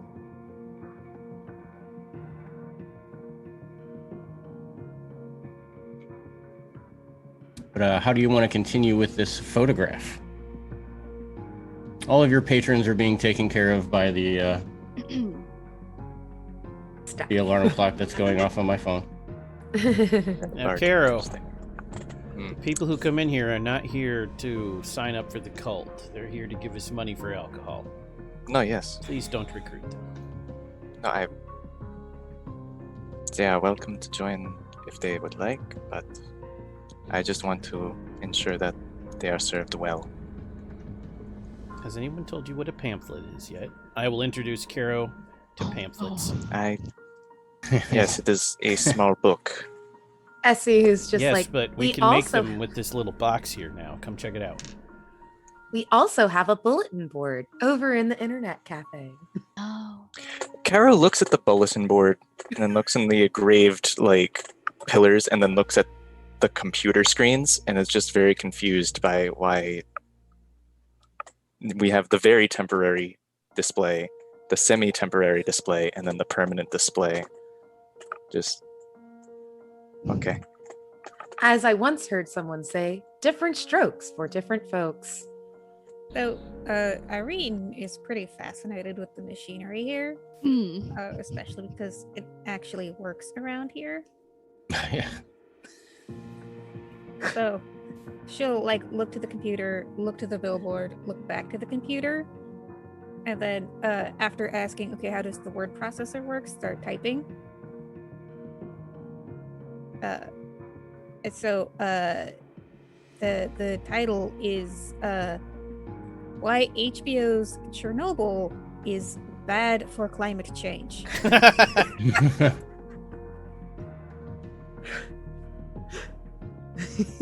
the same time that I'm teaching Caro how to use Photoshop and the laser printer. Caro has no idea what any of this is with a computers of 0 and a wits intelligence of 2 each. Oh, we're gonna fix that. Yeah. Yeah, don't worry about your dots being low now. That will change very shortly. But yes, I assume that Caro's pamphlet has like a nice kind of like mauve cover, and at the top it just says, looking to change your life? Or, something to that effect, like looking for a change? Looking Why to not change swing of on pace. by? Kara Probably. would try and do it for like 2 minutes before getting angry and getting one of the cultists to do it. Probably, but it's me and Caro hovering over this poor cultist's shoulders, so it's like looking to change your life and don't want to die horribly. I feel like that might be too forceful. Do you support labor? Do you care for the land? Do you... We will work on this. Entry fee, $500 or my sarcophagus.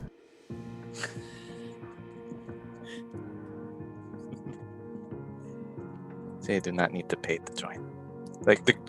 Any jokes just go right over Caro's head during the whole process here. She is 100% serious about this pamphlet. Halfway through, it turns into old Egyptian, no one notices.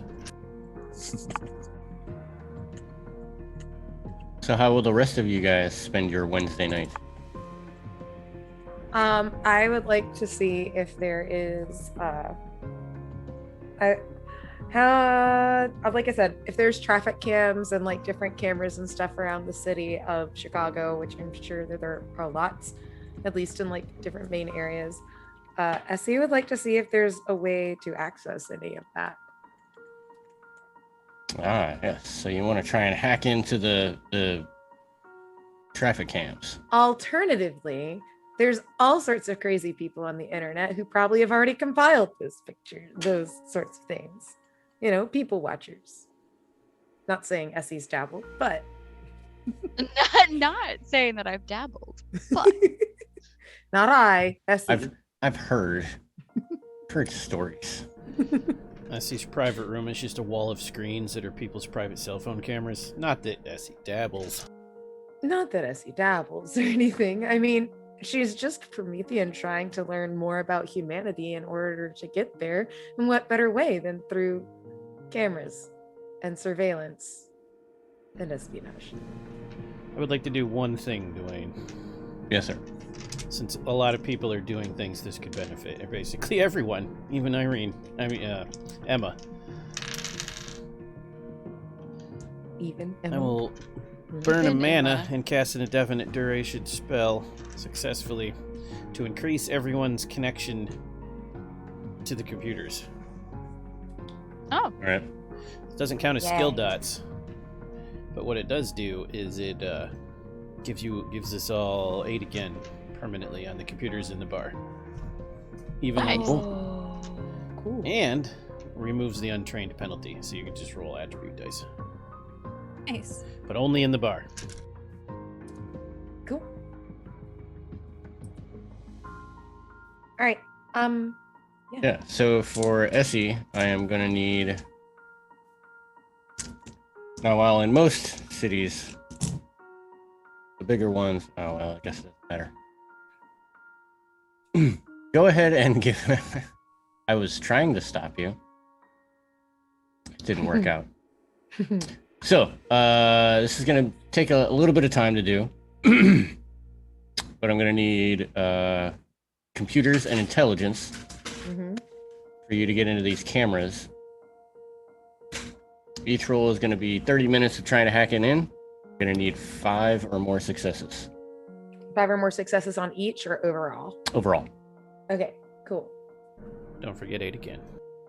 Yes, 8 again.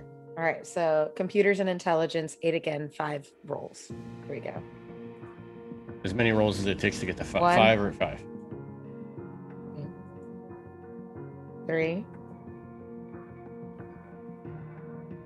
5. Woo! Yeah, that last one came in clutch.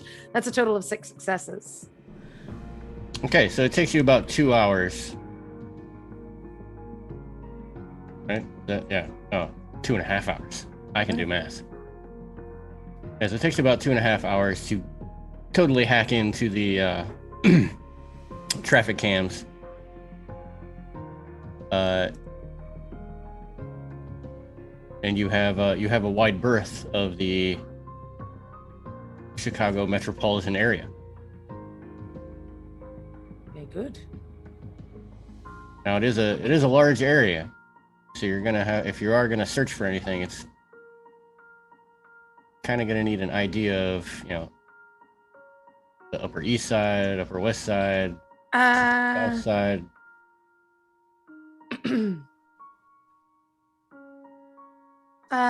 Asking to Emma Rose. You know, you said that your daughter came from New York. What sort of job did she do in New York? Do you know? I'm gonna be honest with you, Essie. I haven't been here, and you get the feeling that she doesn't mean Chicago. America? You were overseas in a sense. Yeah. In over 50 years. Essie has that moment of just looks down and up. I know I look wonderful for my age. Thank you. That's nice. I don't age either.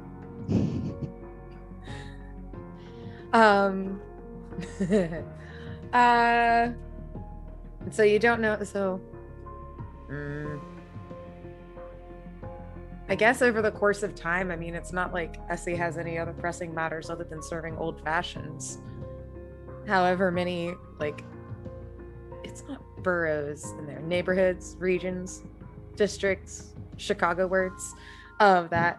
Could I just kind of have Essie going, like, almost like one by one, sort of trying to look through each of those? Yes, almost like kind of, you yeah. could. So almost just kind of like checking through those. And just out of curiosity, would those be like perception rolls, like looking at pictures of different people, trying to recognize the face and match it up? That would be. Okay, great. Trained observer with 3 dots gives me 8 again on all perception rolls. Hair flip. I figured something out. In the hair. Did it. I did it. I know how to game. Yeah. I did it. Okay, so give me wits and Wits and composure, I believe, is what perception ends up being. yes, wits and composure. Make sure everything is unclicked. Otherwise, how many would you like? Just the one? Give me as many as you can until you hit 6. Okay, on my 8 again. Right. I hit 8. All right. So Right. You got some extra successes. That's fine. Yep. So it takes you a couple of hours, and you're going through one borough and then another borough, and then you hit another district, and then you hit like downtown proper, and you actually believe that you have found a picture of this person. Mm-hmm. The hair is not as curly, Mm-hmm. but just looking at it, those extra successes, you are with 89% accuracy that this person is the person that you have reconstructed. Yay. Stop, Emma Rose. Okay. Yeah. So Essie is like, oh, look, I think I found her. Yay. Is this her? She looks like the picture you recreated, so yeah. Great. Let's go get her. Oh. Now it is rolling well into the night. With a couple of hours that it took you just to hack in, and then a couple more hours to go through all of these cameras. It is well going into midnight, even into the early morning. Some of the patrons have started to leave, and now that it is even more in the night, and it has technically hit Thursday. you have one individual that comes in.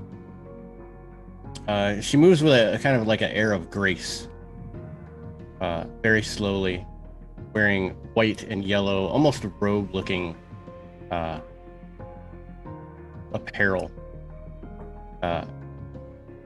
She has a very white, long hair.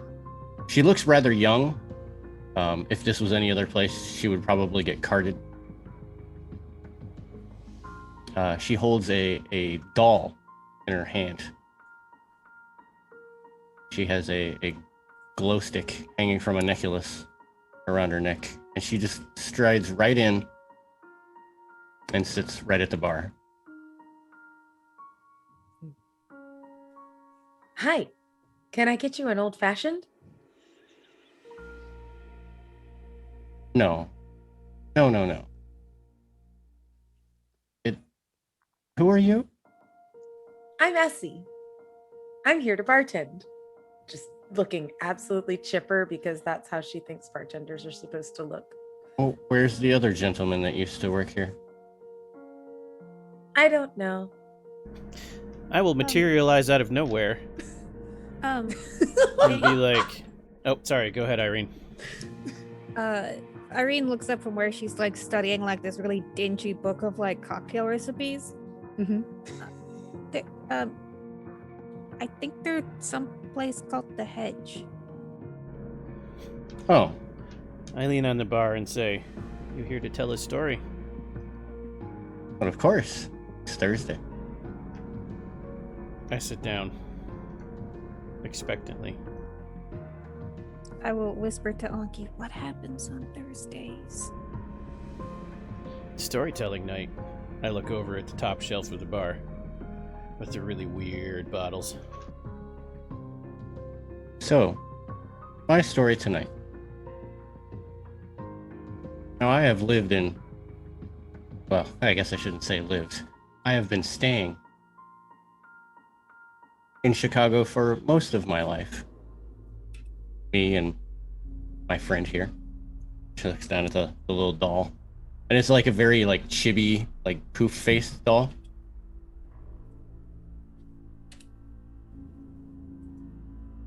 And I remember that when I first came, I was very wary. I didn't have many friends. But we won't talk about me. You guys want a true story. Let me tell you the story of a woman. A woman, much like myself, looking for adventure. And she thought she had found it in the arms of a very dapper gentleman. That gentleman promised her things. And while at sometimes he did deliver the things that she wanted most, he delivered in most cruel way. Now, because this is not me, I will not go into detail. But needless to say that this woman had a very difficult time. Because she had left all that she knew to be with this man. She loved this man. And this man loved her, in a sense. But over time, she grew weary of that love and wanted to return home. So she ran. She ran hard and far. So much that every additional step that she got away from this man felt like death. That her insides were being pulled apart. But then she came home. She had made it. She had gone through trial and tribulation to return to the place that she once called home. But we all know that sometimes when we go away and we come back, things aren't the way that they were once before. I remember when I left home and had come back, many people had moved on. married, but this woman, she'd been gone for a very long time. A number of years that many normal people can't fathom being away from home. And when she had gotten there, she had realized that everyone had moved on.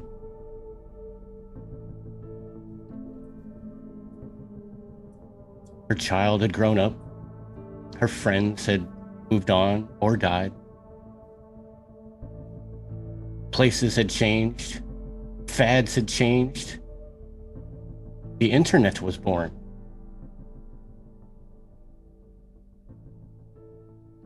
But she still had that connection, and she wanted to find her family. So she stumbled upon me.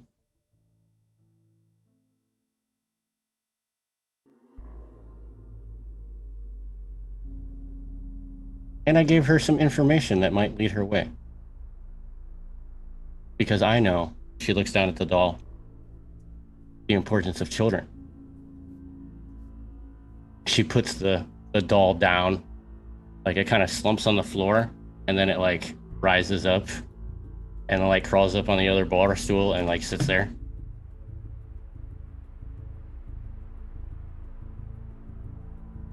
Now, I'm sure that you have questions. And she turns directly to Emma.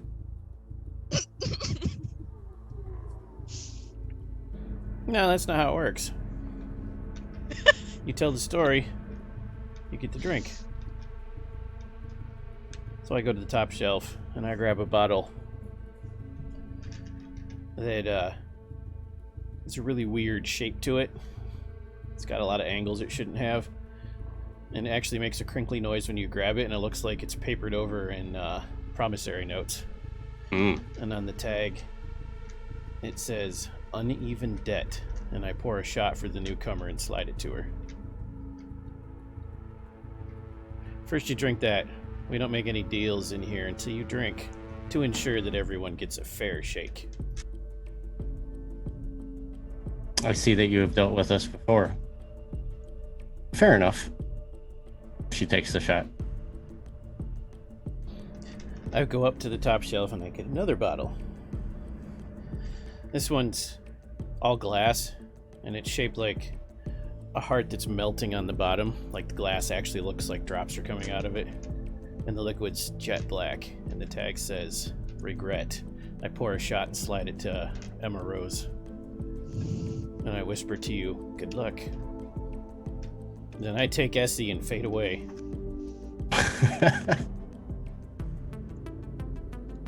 Whoop. Essie's like, I want to watch. I was like, wait, it was just getting good. Dude, Like, I whisper is to you Essie. complaining? Whisper to Essie, "There's cameras in the bar." Okay. Do you deliberately leave Irene behind? Oh no, I'll come fetch you once I convince Essie to leave. I was assuming that'd be more effort. Oh, okay. I just want to hear the story.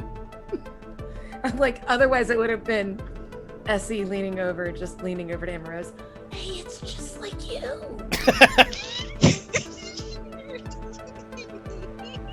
You're so smart, Essie.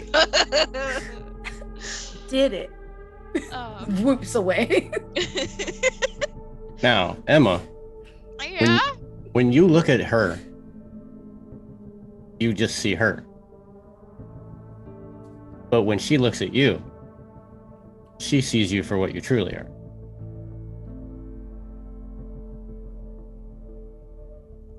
Yeah. You know what she is, just based on what she said, and the fact that she has a weird living child next to her. She is a changeling. Okay. But she doesn't hide her mask. Or she doesn't hide behind her mask. This is exactly what she looked like.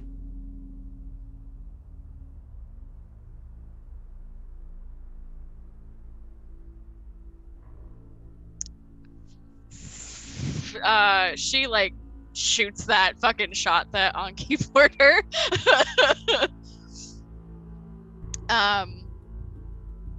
What brings you to Chicago? You. Well, actually, it's kind of the opposite when you say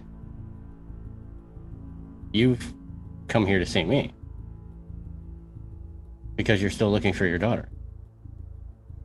I am.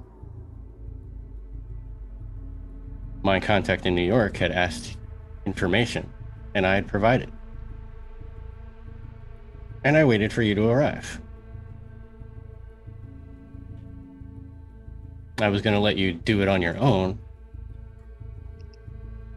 But you've already been here for a couple days and don't seem to be getting anywhere. That would be an accurate assessment. I've But also that's been... not the only reason that I'm here. Mhm. Once you left New York, your husband came looking for you.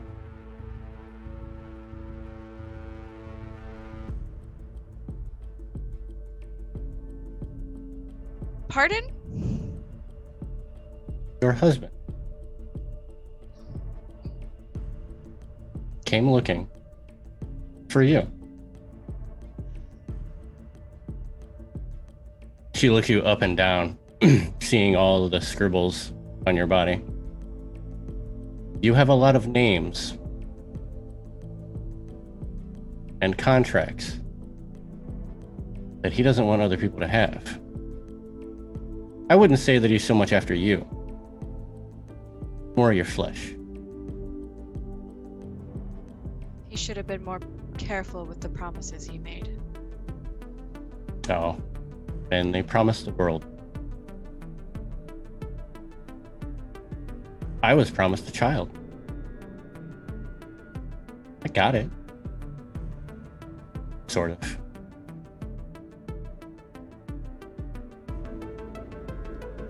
You see the little doll chibi just like reaching in the air.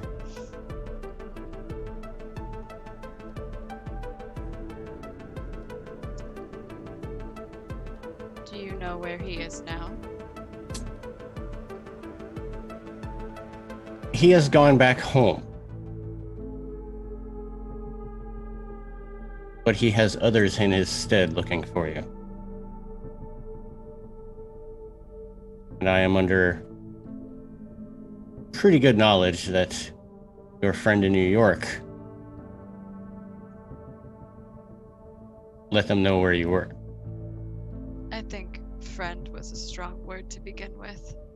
Yeah. So I am merely here as a warning. You need to watch out. Not only for yourself, but for the one you seek. Because while you may have been stuck home for many years, I'm pretty sure your husband was not. No. And I'm pretty sure that he knows what she looks like. Or even where she is. I regretfully do not have that information. But I do know the last place that she was. And where was that? Here. This bar? Yes.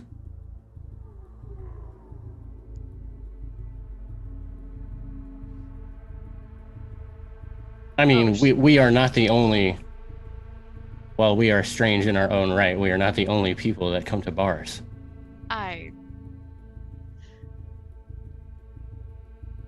When was she here?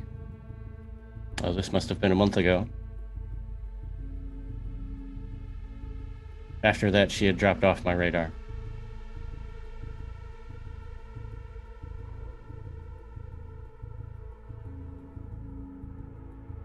Okay. Do you know of the whereabouts or if her daughter is safe? That I could not tell you, but I can give you her address. And she slides you a piece of paper. She'll take it. This is where she was living.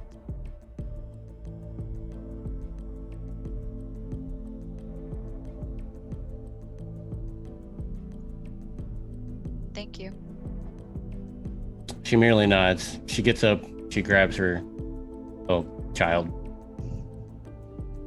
You see, it's got like a little weird, because it's got that tiny mouth, so it's got like a weird smile. But it smiles at you. Doesn't say anything. It's got like the big button eyes. She gives it like a little wave. It's like, I'm sorry that I could not provide you with more information, but I will keep my ears out. I do have friends.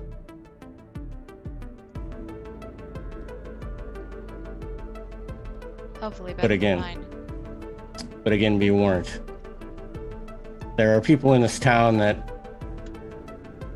will easily take advantage of those like us. The factions around here are volatile.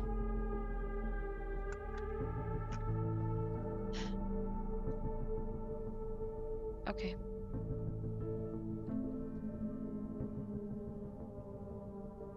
She turns around and starts to walk out. That's the last thing she says. She says, you look good, Santos. You look a lot better. She continues to walk out.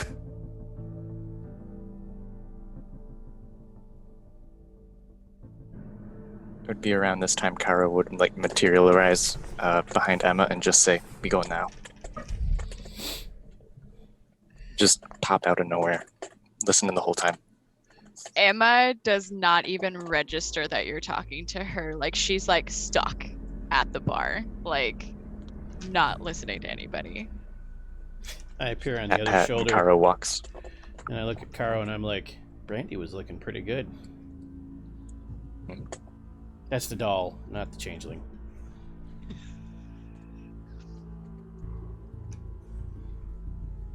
Essie is making her way back from the computer room, just like, good, we can find your daughter. Or your You might granddaughter. want to give her a minute. Oh, okay. During standby mode. Yeah. Wait, Irene was told to give them privacy, so she's working on her manifesto in the back room.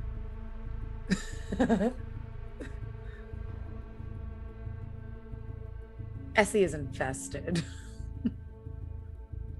Unky, is there a way to disguise me?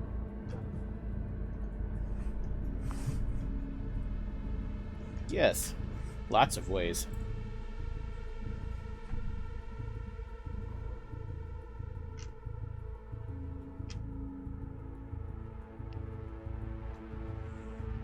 I don't think it's safe for me to leave the bar as I am.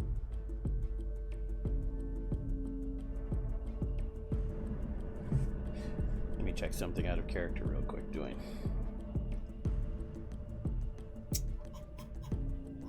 So the bomb has been dropped. Hey! Oh, sorry. Bad joke. Too early. Too soon.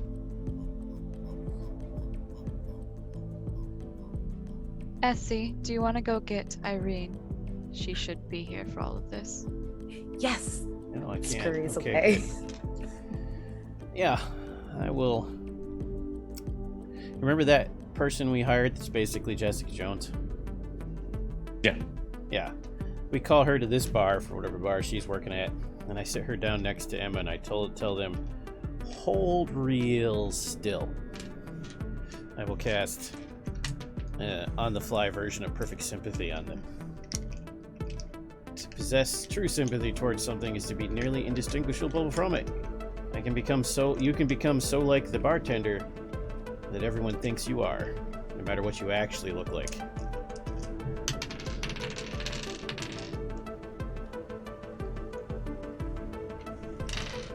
Successfully cast. No critical, just normal. Okay. So you still look like you, but if anyone looks at you, they'll see our bartender. Also, you kind of have to channel Jessica Jones now when you roleplay during the scene. Even though you're you are sympathetically her. So I'm gonna like kick down doors. Yeah. Probably a smart ass. Drink a whole bunch. Drunk most of the time, yeah. Oh crap! I need to start drinking more of that regret. Meanwhile, Essie has made her way over to Irene's room and just with all of the information and just like, I have so much to tell you. You have to follow me. And tries to do like the arm tug to Irene. Come on, things are happening. And tries to word vomit everything that happened, whether it makes sense or not. Yeah, so you come into Irene's workspace and she looks up and just says immediately, "Did you know that every nuclear accident that has ever been perpetrated in the whole world can be ascribed to human error and not the inherent dangers of nuclear energy?" I mean, Did you know that the first few models of mine tried to use nuclear energy in order to make us run? It didn't go well. Do you want to come hear this story? Oh, okay. Grabs. My babies.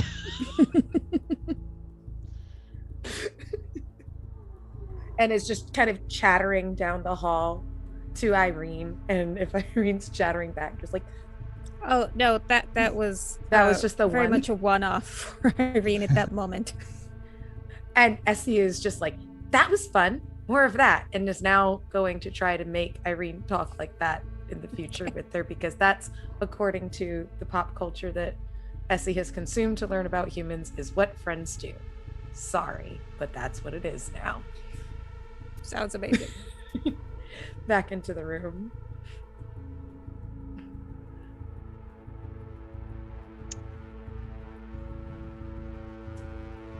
Does Irene see the Jessica Jones vibe when she walks in?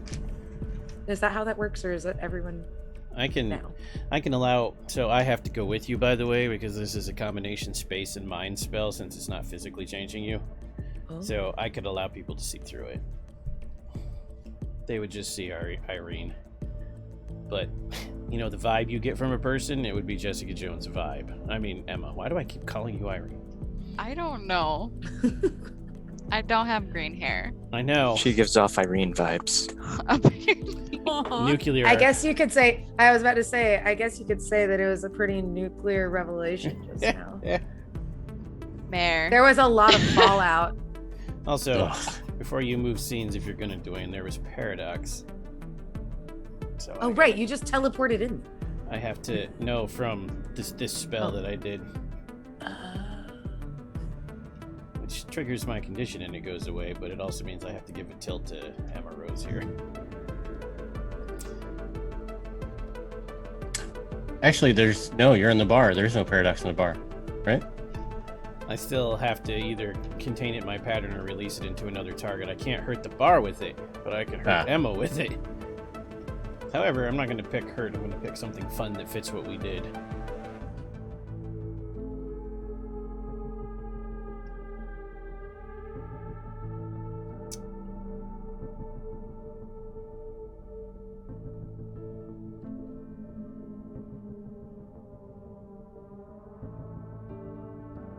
What does that do? That looks fun. When did Macintosh go missing? Oh. Yep, Rachel just said that might happen. And Oh. there it goes. So now I can't even remember my own timeline. A couple of weeks before you guys had all come in, like before you've all met up. And it wasn't that he had gone missing. They're all that entire group are all on a hitch. Yeah. So what was the timeline? It was a couple weeks ago. Okay. Does that mean your daughter's in the hedge?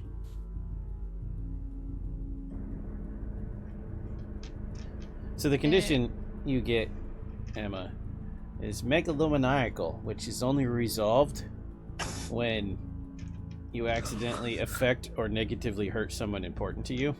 Until then, you're consumed by your own aptitude, and everything you do is perfect and amazing, no matter what.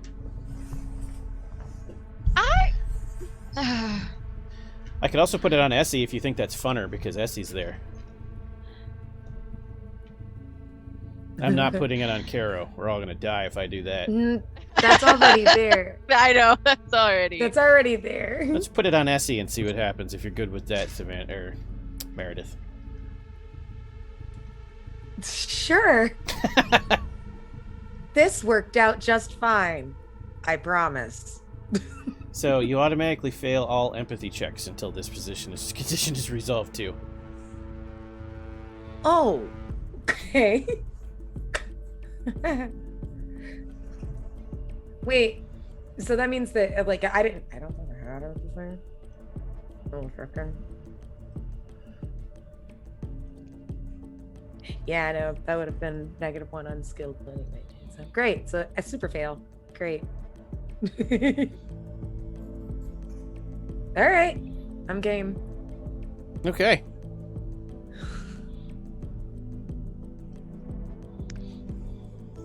I see Mare is now at Maid of Kimchi. All right, it's all I you. wish I was. I'm gonna sit back. Go sit All right. back, relax. So Essie goes boop, boop, boop into her wrist, and it wasn't there, and all of a sudden the spaceships come in. Buckle up, campers. It's the Terminator game now. Yeah. Oh, I saw me as Kisama for a second. Okay, I'm your pharaoh. Sit down. Okay, oh wait, no, where am I? Nope, she dropped again. All right, nope. Alright. Okay.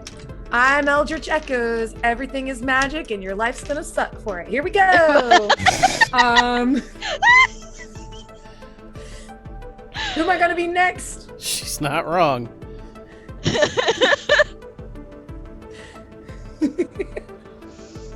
Oh boy. Oops, nope. So, where are you guys going to head? Are you going to head to the address? Or are you going to wait? Or do something else? Emma would like to go to the address with as many people are willing to go with her. Okay. Is that what you state to the group, or is this just... Kara will ask the cult entirety. Oh no, that's way too many people. I don't need that many people showing up to my daughter's house. Whoever would like to go with me, Anki, you don't have a choice. Correct. I would appreciate your support. I know we just met, but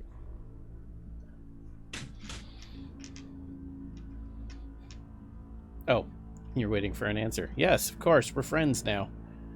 Creepy smile. I wasn't waiting for an answer from you. You're going either way. Yes, but that's what he says There's- anyways. Of course, we're friends now. Creepy ass smile. Yay! Yes, friends go with friends. I want to help. I need to know how this ends. Irene says nothing, but just sort of like moves closer to the group.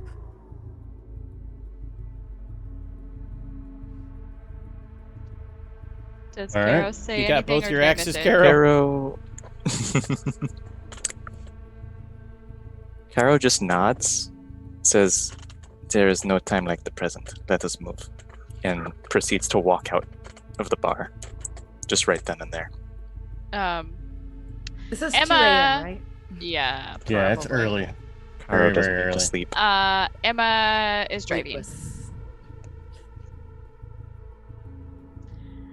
We have a van, right? Yeah, you guys have the, I mean, you could drive the forensic van that is still in the parking lot. I think that's a little much. Kilowatt's got his car. Irene's got her car. Irene's got her car. Yeah. Kilowatt won't mind if we borrow their car. Yeah, did Kilowatt have a car or did he ride a bike? I don't even I can't remember. remember. Kilowatt had something that we drove to the museum. No, I think And- that was. Yeah, that was Irene's car. Yeah, Irene's car. Oh. But I thought Kilowatt had a car. I think Kilowatt had a car because we were still going back and forth to Oh yeah, to his house, yeah. his house because he's got the lab there, and that's where my sister's from. Well, All I know is I Anki think- walks but makes remarkably good time. No, Irene was the one chauffeuring him around, which is how we ended up at the museum. Oh. If it really Yeah, comes down go. to it, I could How take do an we all get to affinity. large marges? And Okay. I'll just These are take the- the forensic van because I'm not gonna ask Irene if I can drive her car. Emma just knows that she's the one who wants to drive. What's my role? I don't mind. All right. So based on the address, if you look it up before you go? Yeah. All right. So looking it up on either your phone or on the computer, you see that it is in a place called Edgewater, very on the farther north side of Chicago. it will take us approximately 42 minutes to arrive. Is it on the edge of the lake? It is. Kinda. It's a little bit off of the water, but yeah, that's where Edgewater is.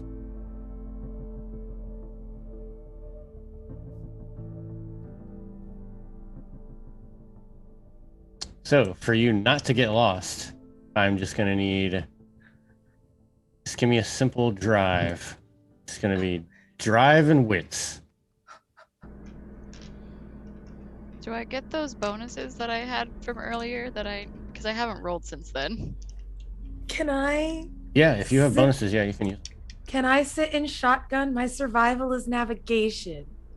The survival specialization is navigation.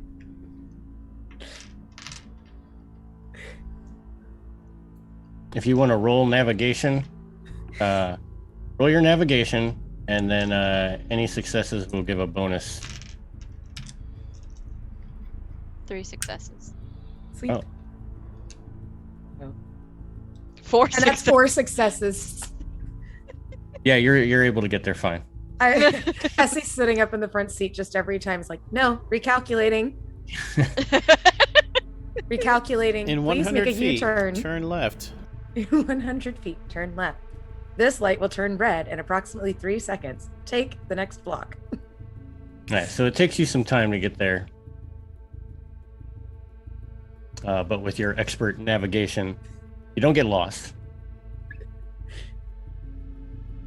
And you pull up to the address in Edgewater. It is actually a very nice apartment complex. It looks very nice on the outside. Strangely enough, though, the paper that was given to you only had the address. It doesn't actually have an apartment number. Ah, hell. Unfortunate. How many mines are in the building? A lot. This is a 12-story building. Yes, how many human mines? Let me specify. Humanoid, not animals. Don't care about the pets. What do we got? We're gonna say 112. How many of them have a sympathetic connection to Emma Rose? 0. Yeah, I'm not sure your daughter's here. Does the keypad at the front of the building, is it like a pin pad entry to the building? It is, yeah. It Does has it have a yeah. camera? It does have a camera. Yeah. It's one of those where you put in the pin code with it? yeah, either the pin and it'll buzz, or you can use a key fob and get in. If you are visiting someone, you can hit the code for their apartment. And it rings It's them? got a little speaker, yeah, and they can buzz you in. Is there a directory? There is. Why do you say that, Anki? No one in this I'm building is connected to you in any way. Even if you've been gone 50 years, the mother-daughter connection or mother-son cannot be broken except with magic. I wouldn't put it past my husband. Even that would have a what connection was because you're your- connected to him, and that would then connect him to her. The daughter's name is... What was your last name? My last name is Mackenzie, but I'm not sure what last name she would have taken. Who in this building has a Mackenzie. sympathetic connection to our other changeling friend? None. Also not connected to insert NPC's name here that you had a drink with. Would this building have any, not that I'm like this, sympathetic connection to the blob? To the what? The Blob? blob. Bob? Lob. the spooky spook in a jar. Oh, Unknown. yeah. Unknown. Interesting storytelling. I'm gonna sit over here. Don't worry about me. If you were a little bit more specific, I could probably give an answer. Contagion in a jar. The homunculus. The homunculus. We should be cautious, Emma. Give me a moment. Good, because I was about to take over the building, so don't mind me. I'll let you do it. When I say that, by the way, I know you meant that, but it's Caro that I look at. Oh. Does anything in this building have a sympathetic connection to Emma Rose or anyone? Yes. But not the connections that you've asked. That's enough Check to for go the on husband. That's enough to go on for now. What's the relative power level of the mind or physical object it's connected to? 1. I point out whichever unit that is and say that's where we need to go. I don't think it's your husband, because from the way you talk about him, he's some kind of demigod. This is not. Yes, the room that it is emanating from is on the 8th floor, room 812. So if you disappear for 50 years, how do they cover for it so no one thinks you're gone? How does that work? What do you mean? How do your enslavers hide the fact that you were taken? Are you a missing person? Are you replaced with the fake? I don't know. I honestly didn't look into it. I had one thing that I wanted to do when I got back. We should be wary, because they could leave traps. But, Because if I wanted to disappear, I'd leave a clone that punched anything that asked questions. okay. Duly noted. Though my business might still be intact somewhere. Anyway, I'm gonna spend 2 glamour to hostile takeover. Okay. So I can walk in without having to punch any codes. Consider, real quick, what is the loophole of that contract? The changeling carries an object with her that belongs to the owner or main resident. So technically, the owner of the building, if there's any plants outside that they own, that is property of the owner. So if you pick up the plant, you technically have the loophole. He's not wrong. I'm a changeling. I do this for a living. That's why they're called loopholes. You're supposed to be devious like that. We could yoink like the number. Yoink a off leaf the off side. their tree. You Yeah, now like own yoink something like of one of theirs. the numbers for the actual building Yeah. number. That too. Yeah. Essie's got some I strength. appreciate that everybody else is more smart than I am. Okay, yeah, she'll grab a flower or whatever. No glamour needed. No glamour needed. Yeah. And So as you start to walk up to the door, you put your hand out to it, and you hear that bzzz, and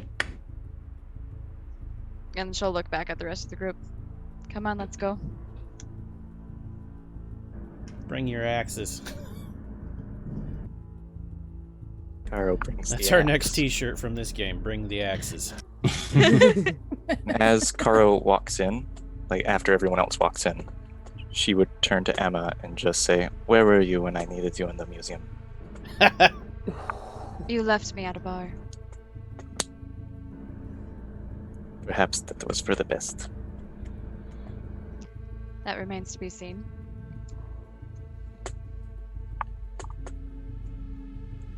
All right, so you guys head to the elevator and head on up. Yep. 8th floor, baby. So you take the ride up the elevator. It's Crowded? yeah, it's crowded. nonetheless, with your 6-foot mummy and just everyone all crowded into one elevator. Any Looks mortal at I Caro. touch, by the way, Sybaris. Just anyone I touch. It's very, very early, We're so immune there's to like that because nobody. of the vector. Yeah, you guys are immune, but anyone else. I look at Caro, I'm like, you smell very nice. Like spices. Because Caro was mummied like 2 days ago. One needs the best. Probably like myrrh. cinnamon, cloves. Mhm. And the elevator hits up to the 8th floor and dings, and the door is open. With a nice sign right outside of the elevator door saying, pretty much even numbers going this way and odd numbers going that way. Even numbers. All right, you walk about halfway down the hallway, and you see 812 on the right-hand side.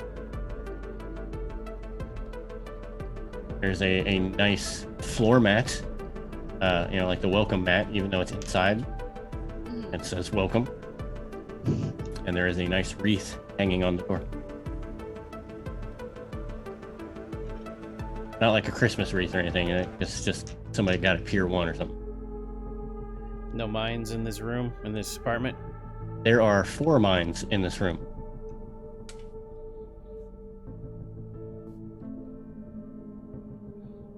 I The relay polite that me to Emma. wants to knock. The polite me wants to knock. The other me just wants to open the door. It's your building. Yeah, I mean, technically, yeah, it is your building. It's your building. But even then, if you come in, you should leave a note saying, I was here. Yes, you should. Always leave a note.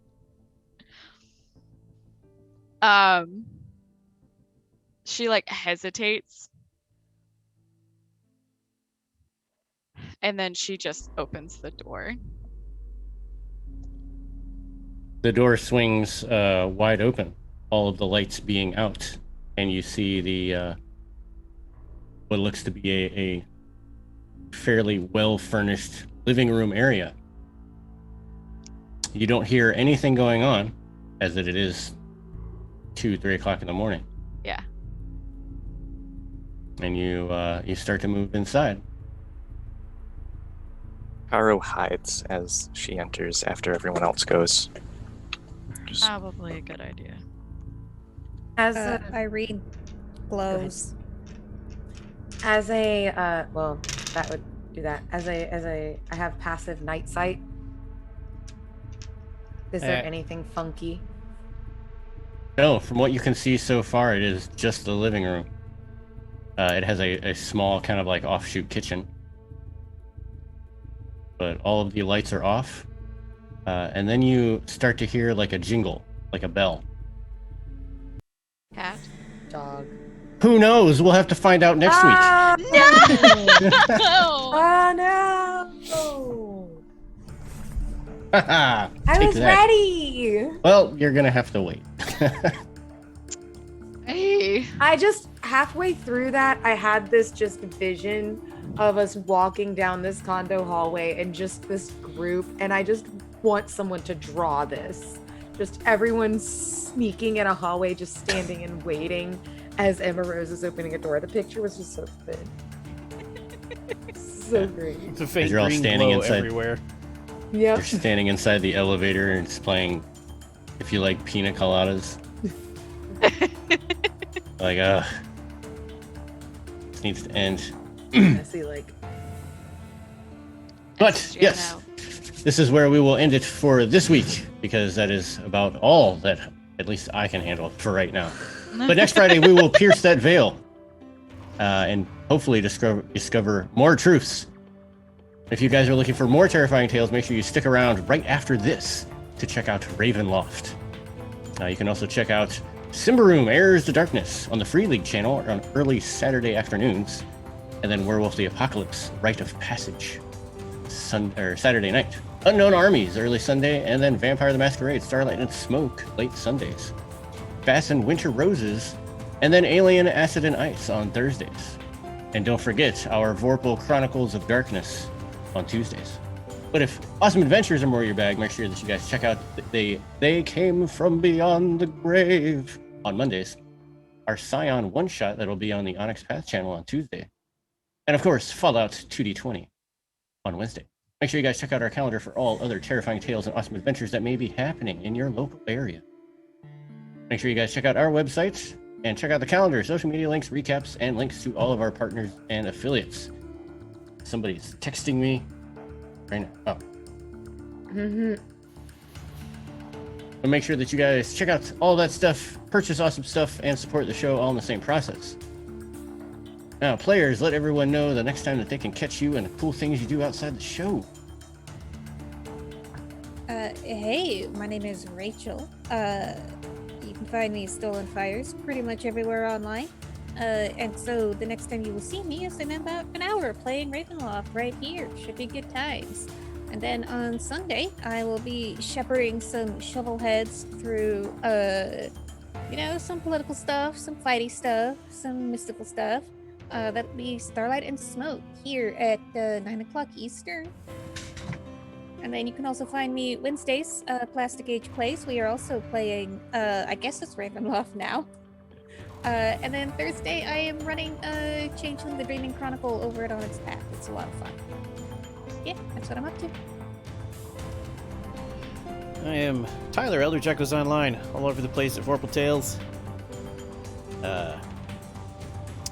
This week, Wednesday, come check me out on Carrion Comfort Studios playing a Pottery Barn Stoner in Delta Green. I'm going to die hilariously. Hello, I've been your god, Karo. I'm also Kisama. You can find me on Twitter at TrueKisama. Tomorrow, playing a burglar in Symbaroum, and then the next day, playing a reformed conspiracy theorist in Unknown Armies. But are you really reformed? You'll never know the truth. There are different levels of reformity. Hi, I am Mare. You can find me at Oh Hello Mare here on Twitch and Twitter. The next time you can find me here on Vorpal Tales will be Tuesday, and I will be playing in our Mage, 2nd edition Mage the Awakening game. This evening I have been playing Essie. I have also been playing Eldritch Echoes. I have also been playing Kisama, and it has been a joy to be all of them this evening. That was good. Hi, I'm Savannah. You can find me online at Miss Emo Fox. You can find me tomorrow playing Farah with Symbaroum. And on Sunday on my own Twitch channel at Miss Emo Fox playing some Valheim. Awesome. As Tyler always says, it's not for the ride or die bands. It's vote time. Woo! Yeah. So, in the normal order, give us your votes. I would like to give mine to Tyler for the fun scene we had between Irene and Maki when he created her like a room. It's like, we have kind of a similar condition. I like that. And I am giving mine as promised to Savannah for not knowing what her own character is capable of. Yep, that's me. It's happened. She earned my vote. Emma Rose. For that whole scene with the contact in the bar. Yeah. It's one of those nights. Mine has to go to Emma Rose as well. Yeah, it's one of those nights. Not just that, but just also the picture. The picture formation scene was everything. It's the most fun I've had in a long time with it. Wow, guys. Oh, I also got a vote in the audience. Dear. I'm giving my vote to Tyler. Because in this episode, he showed like his sweet side and his caring side, or at least that's what I portrayed it as. And it's like, oh, I could actually get along with this dude, and he's not just creepy. Thank you. Because you were really sweet to Irene, and that made Emma happy. Awesome being awesome to each other. words. There was something new I was supposed to say, but I don't remember. We can tweet it. I don't remember. I didn't write it down. But before we go, since we ended a couple minutes early, did anybody fulfill an aspiration? I did. Hell. I did friend things. Tyler did all of them. I earned 3 XP tonight. XP, not beats. 15 Jeez. fucking beats in one session. Wow. That's a lot. I need to start saying no. Can't I have really a stop the question. hubris train wreck. I have a question. Yes. So one of my short-term ones was repair something. Is this formulating the picture of the missing or not quite clear image of Emma Rose's daughter going to count as me repairing something? No. Okay, I tried. Thank you. Thank you very much for your time. I thought you were yield the going floor. another different way with that. I was almost going to say yes, but you didn't. I so. would like to do whatever it was you were going to say yes to. Do you know how hard it is to level up a Promethean? You do have sisters that need fixing. Oh, I can do that, yes. I did clear all my short aspirations, Dwayne, yet, and made progress towards my long term because you're letting me try to make the homunculus.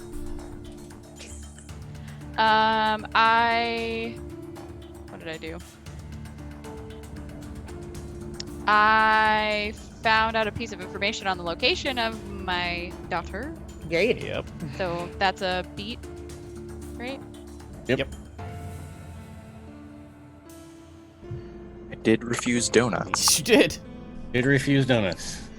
I Irene, abstained did from you donuts. finish any short terms? Because if so, everyone did. Yeah, Irene, did you get a short? Not get any Oh. of mine. Oh. Sorry. I'm working towards being able to be comfortable serving someone else a drink. Well, it is Thursday morning, so Thursday night should be bumping. It's Friday Eve. It's always bumping. Yep. All right, so we will do new aspirations next week when our minds are fresh. Remember, you guys get the 2 beats. Right? Did we do 2? Yep. One just for showing up. 2 regular One- beats. So votes two are regular one beats, each. yeah. Votes are either 2 regular or 1 of each, and then Yeah. years are just 2 regular, no matter what. Votes or beats here? Our votes for each other, not the audience. Votes. Audience is Gotcha. willpower. Cool. Gotcha. That's willpower. Great. Thanks. Okay. And with all of that out of the way, make sure that you guys stick around, grab some food, and catch us in about an hour for Ravenloft. Other than that, we bid you all adieu, and we will see you again next Friday. Good night.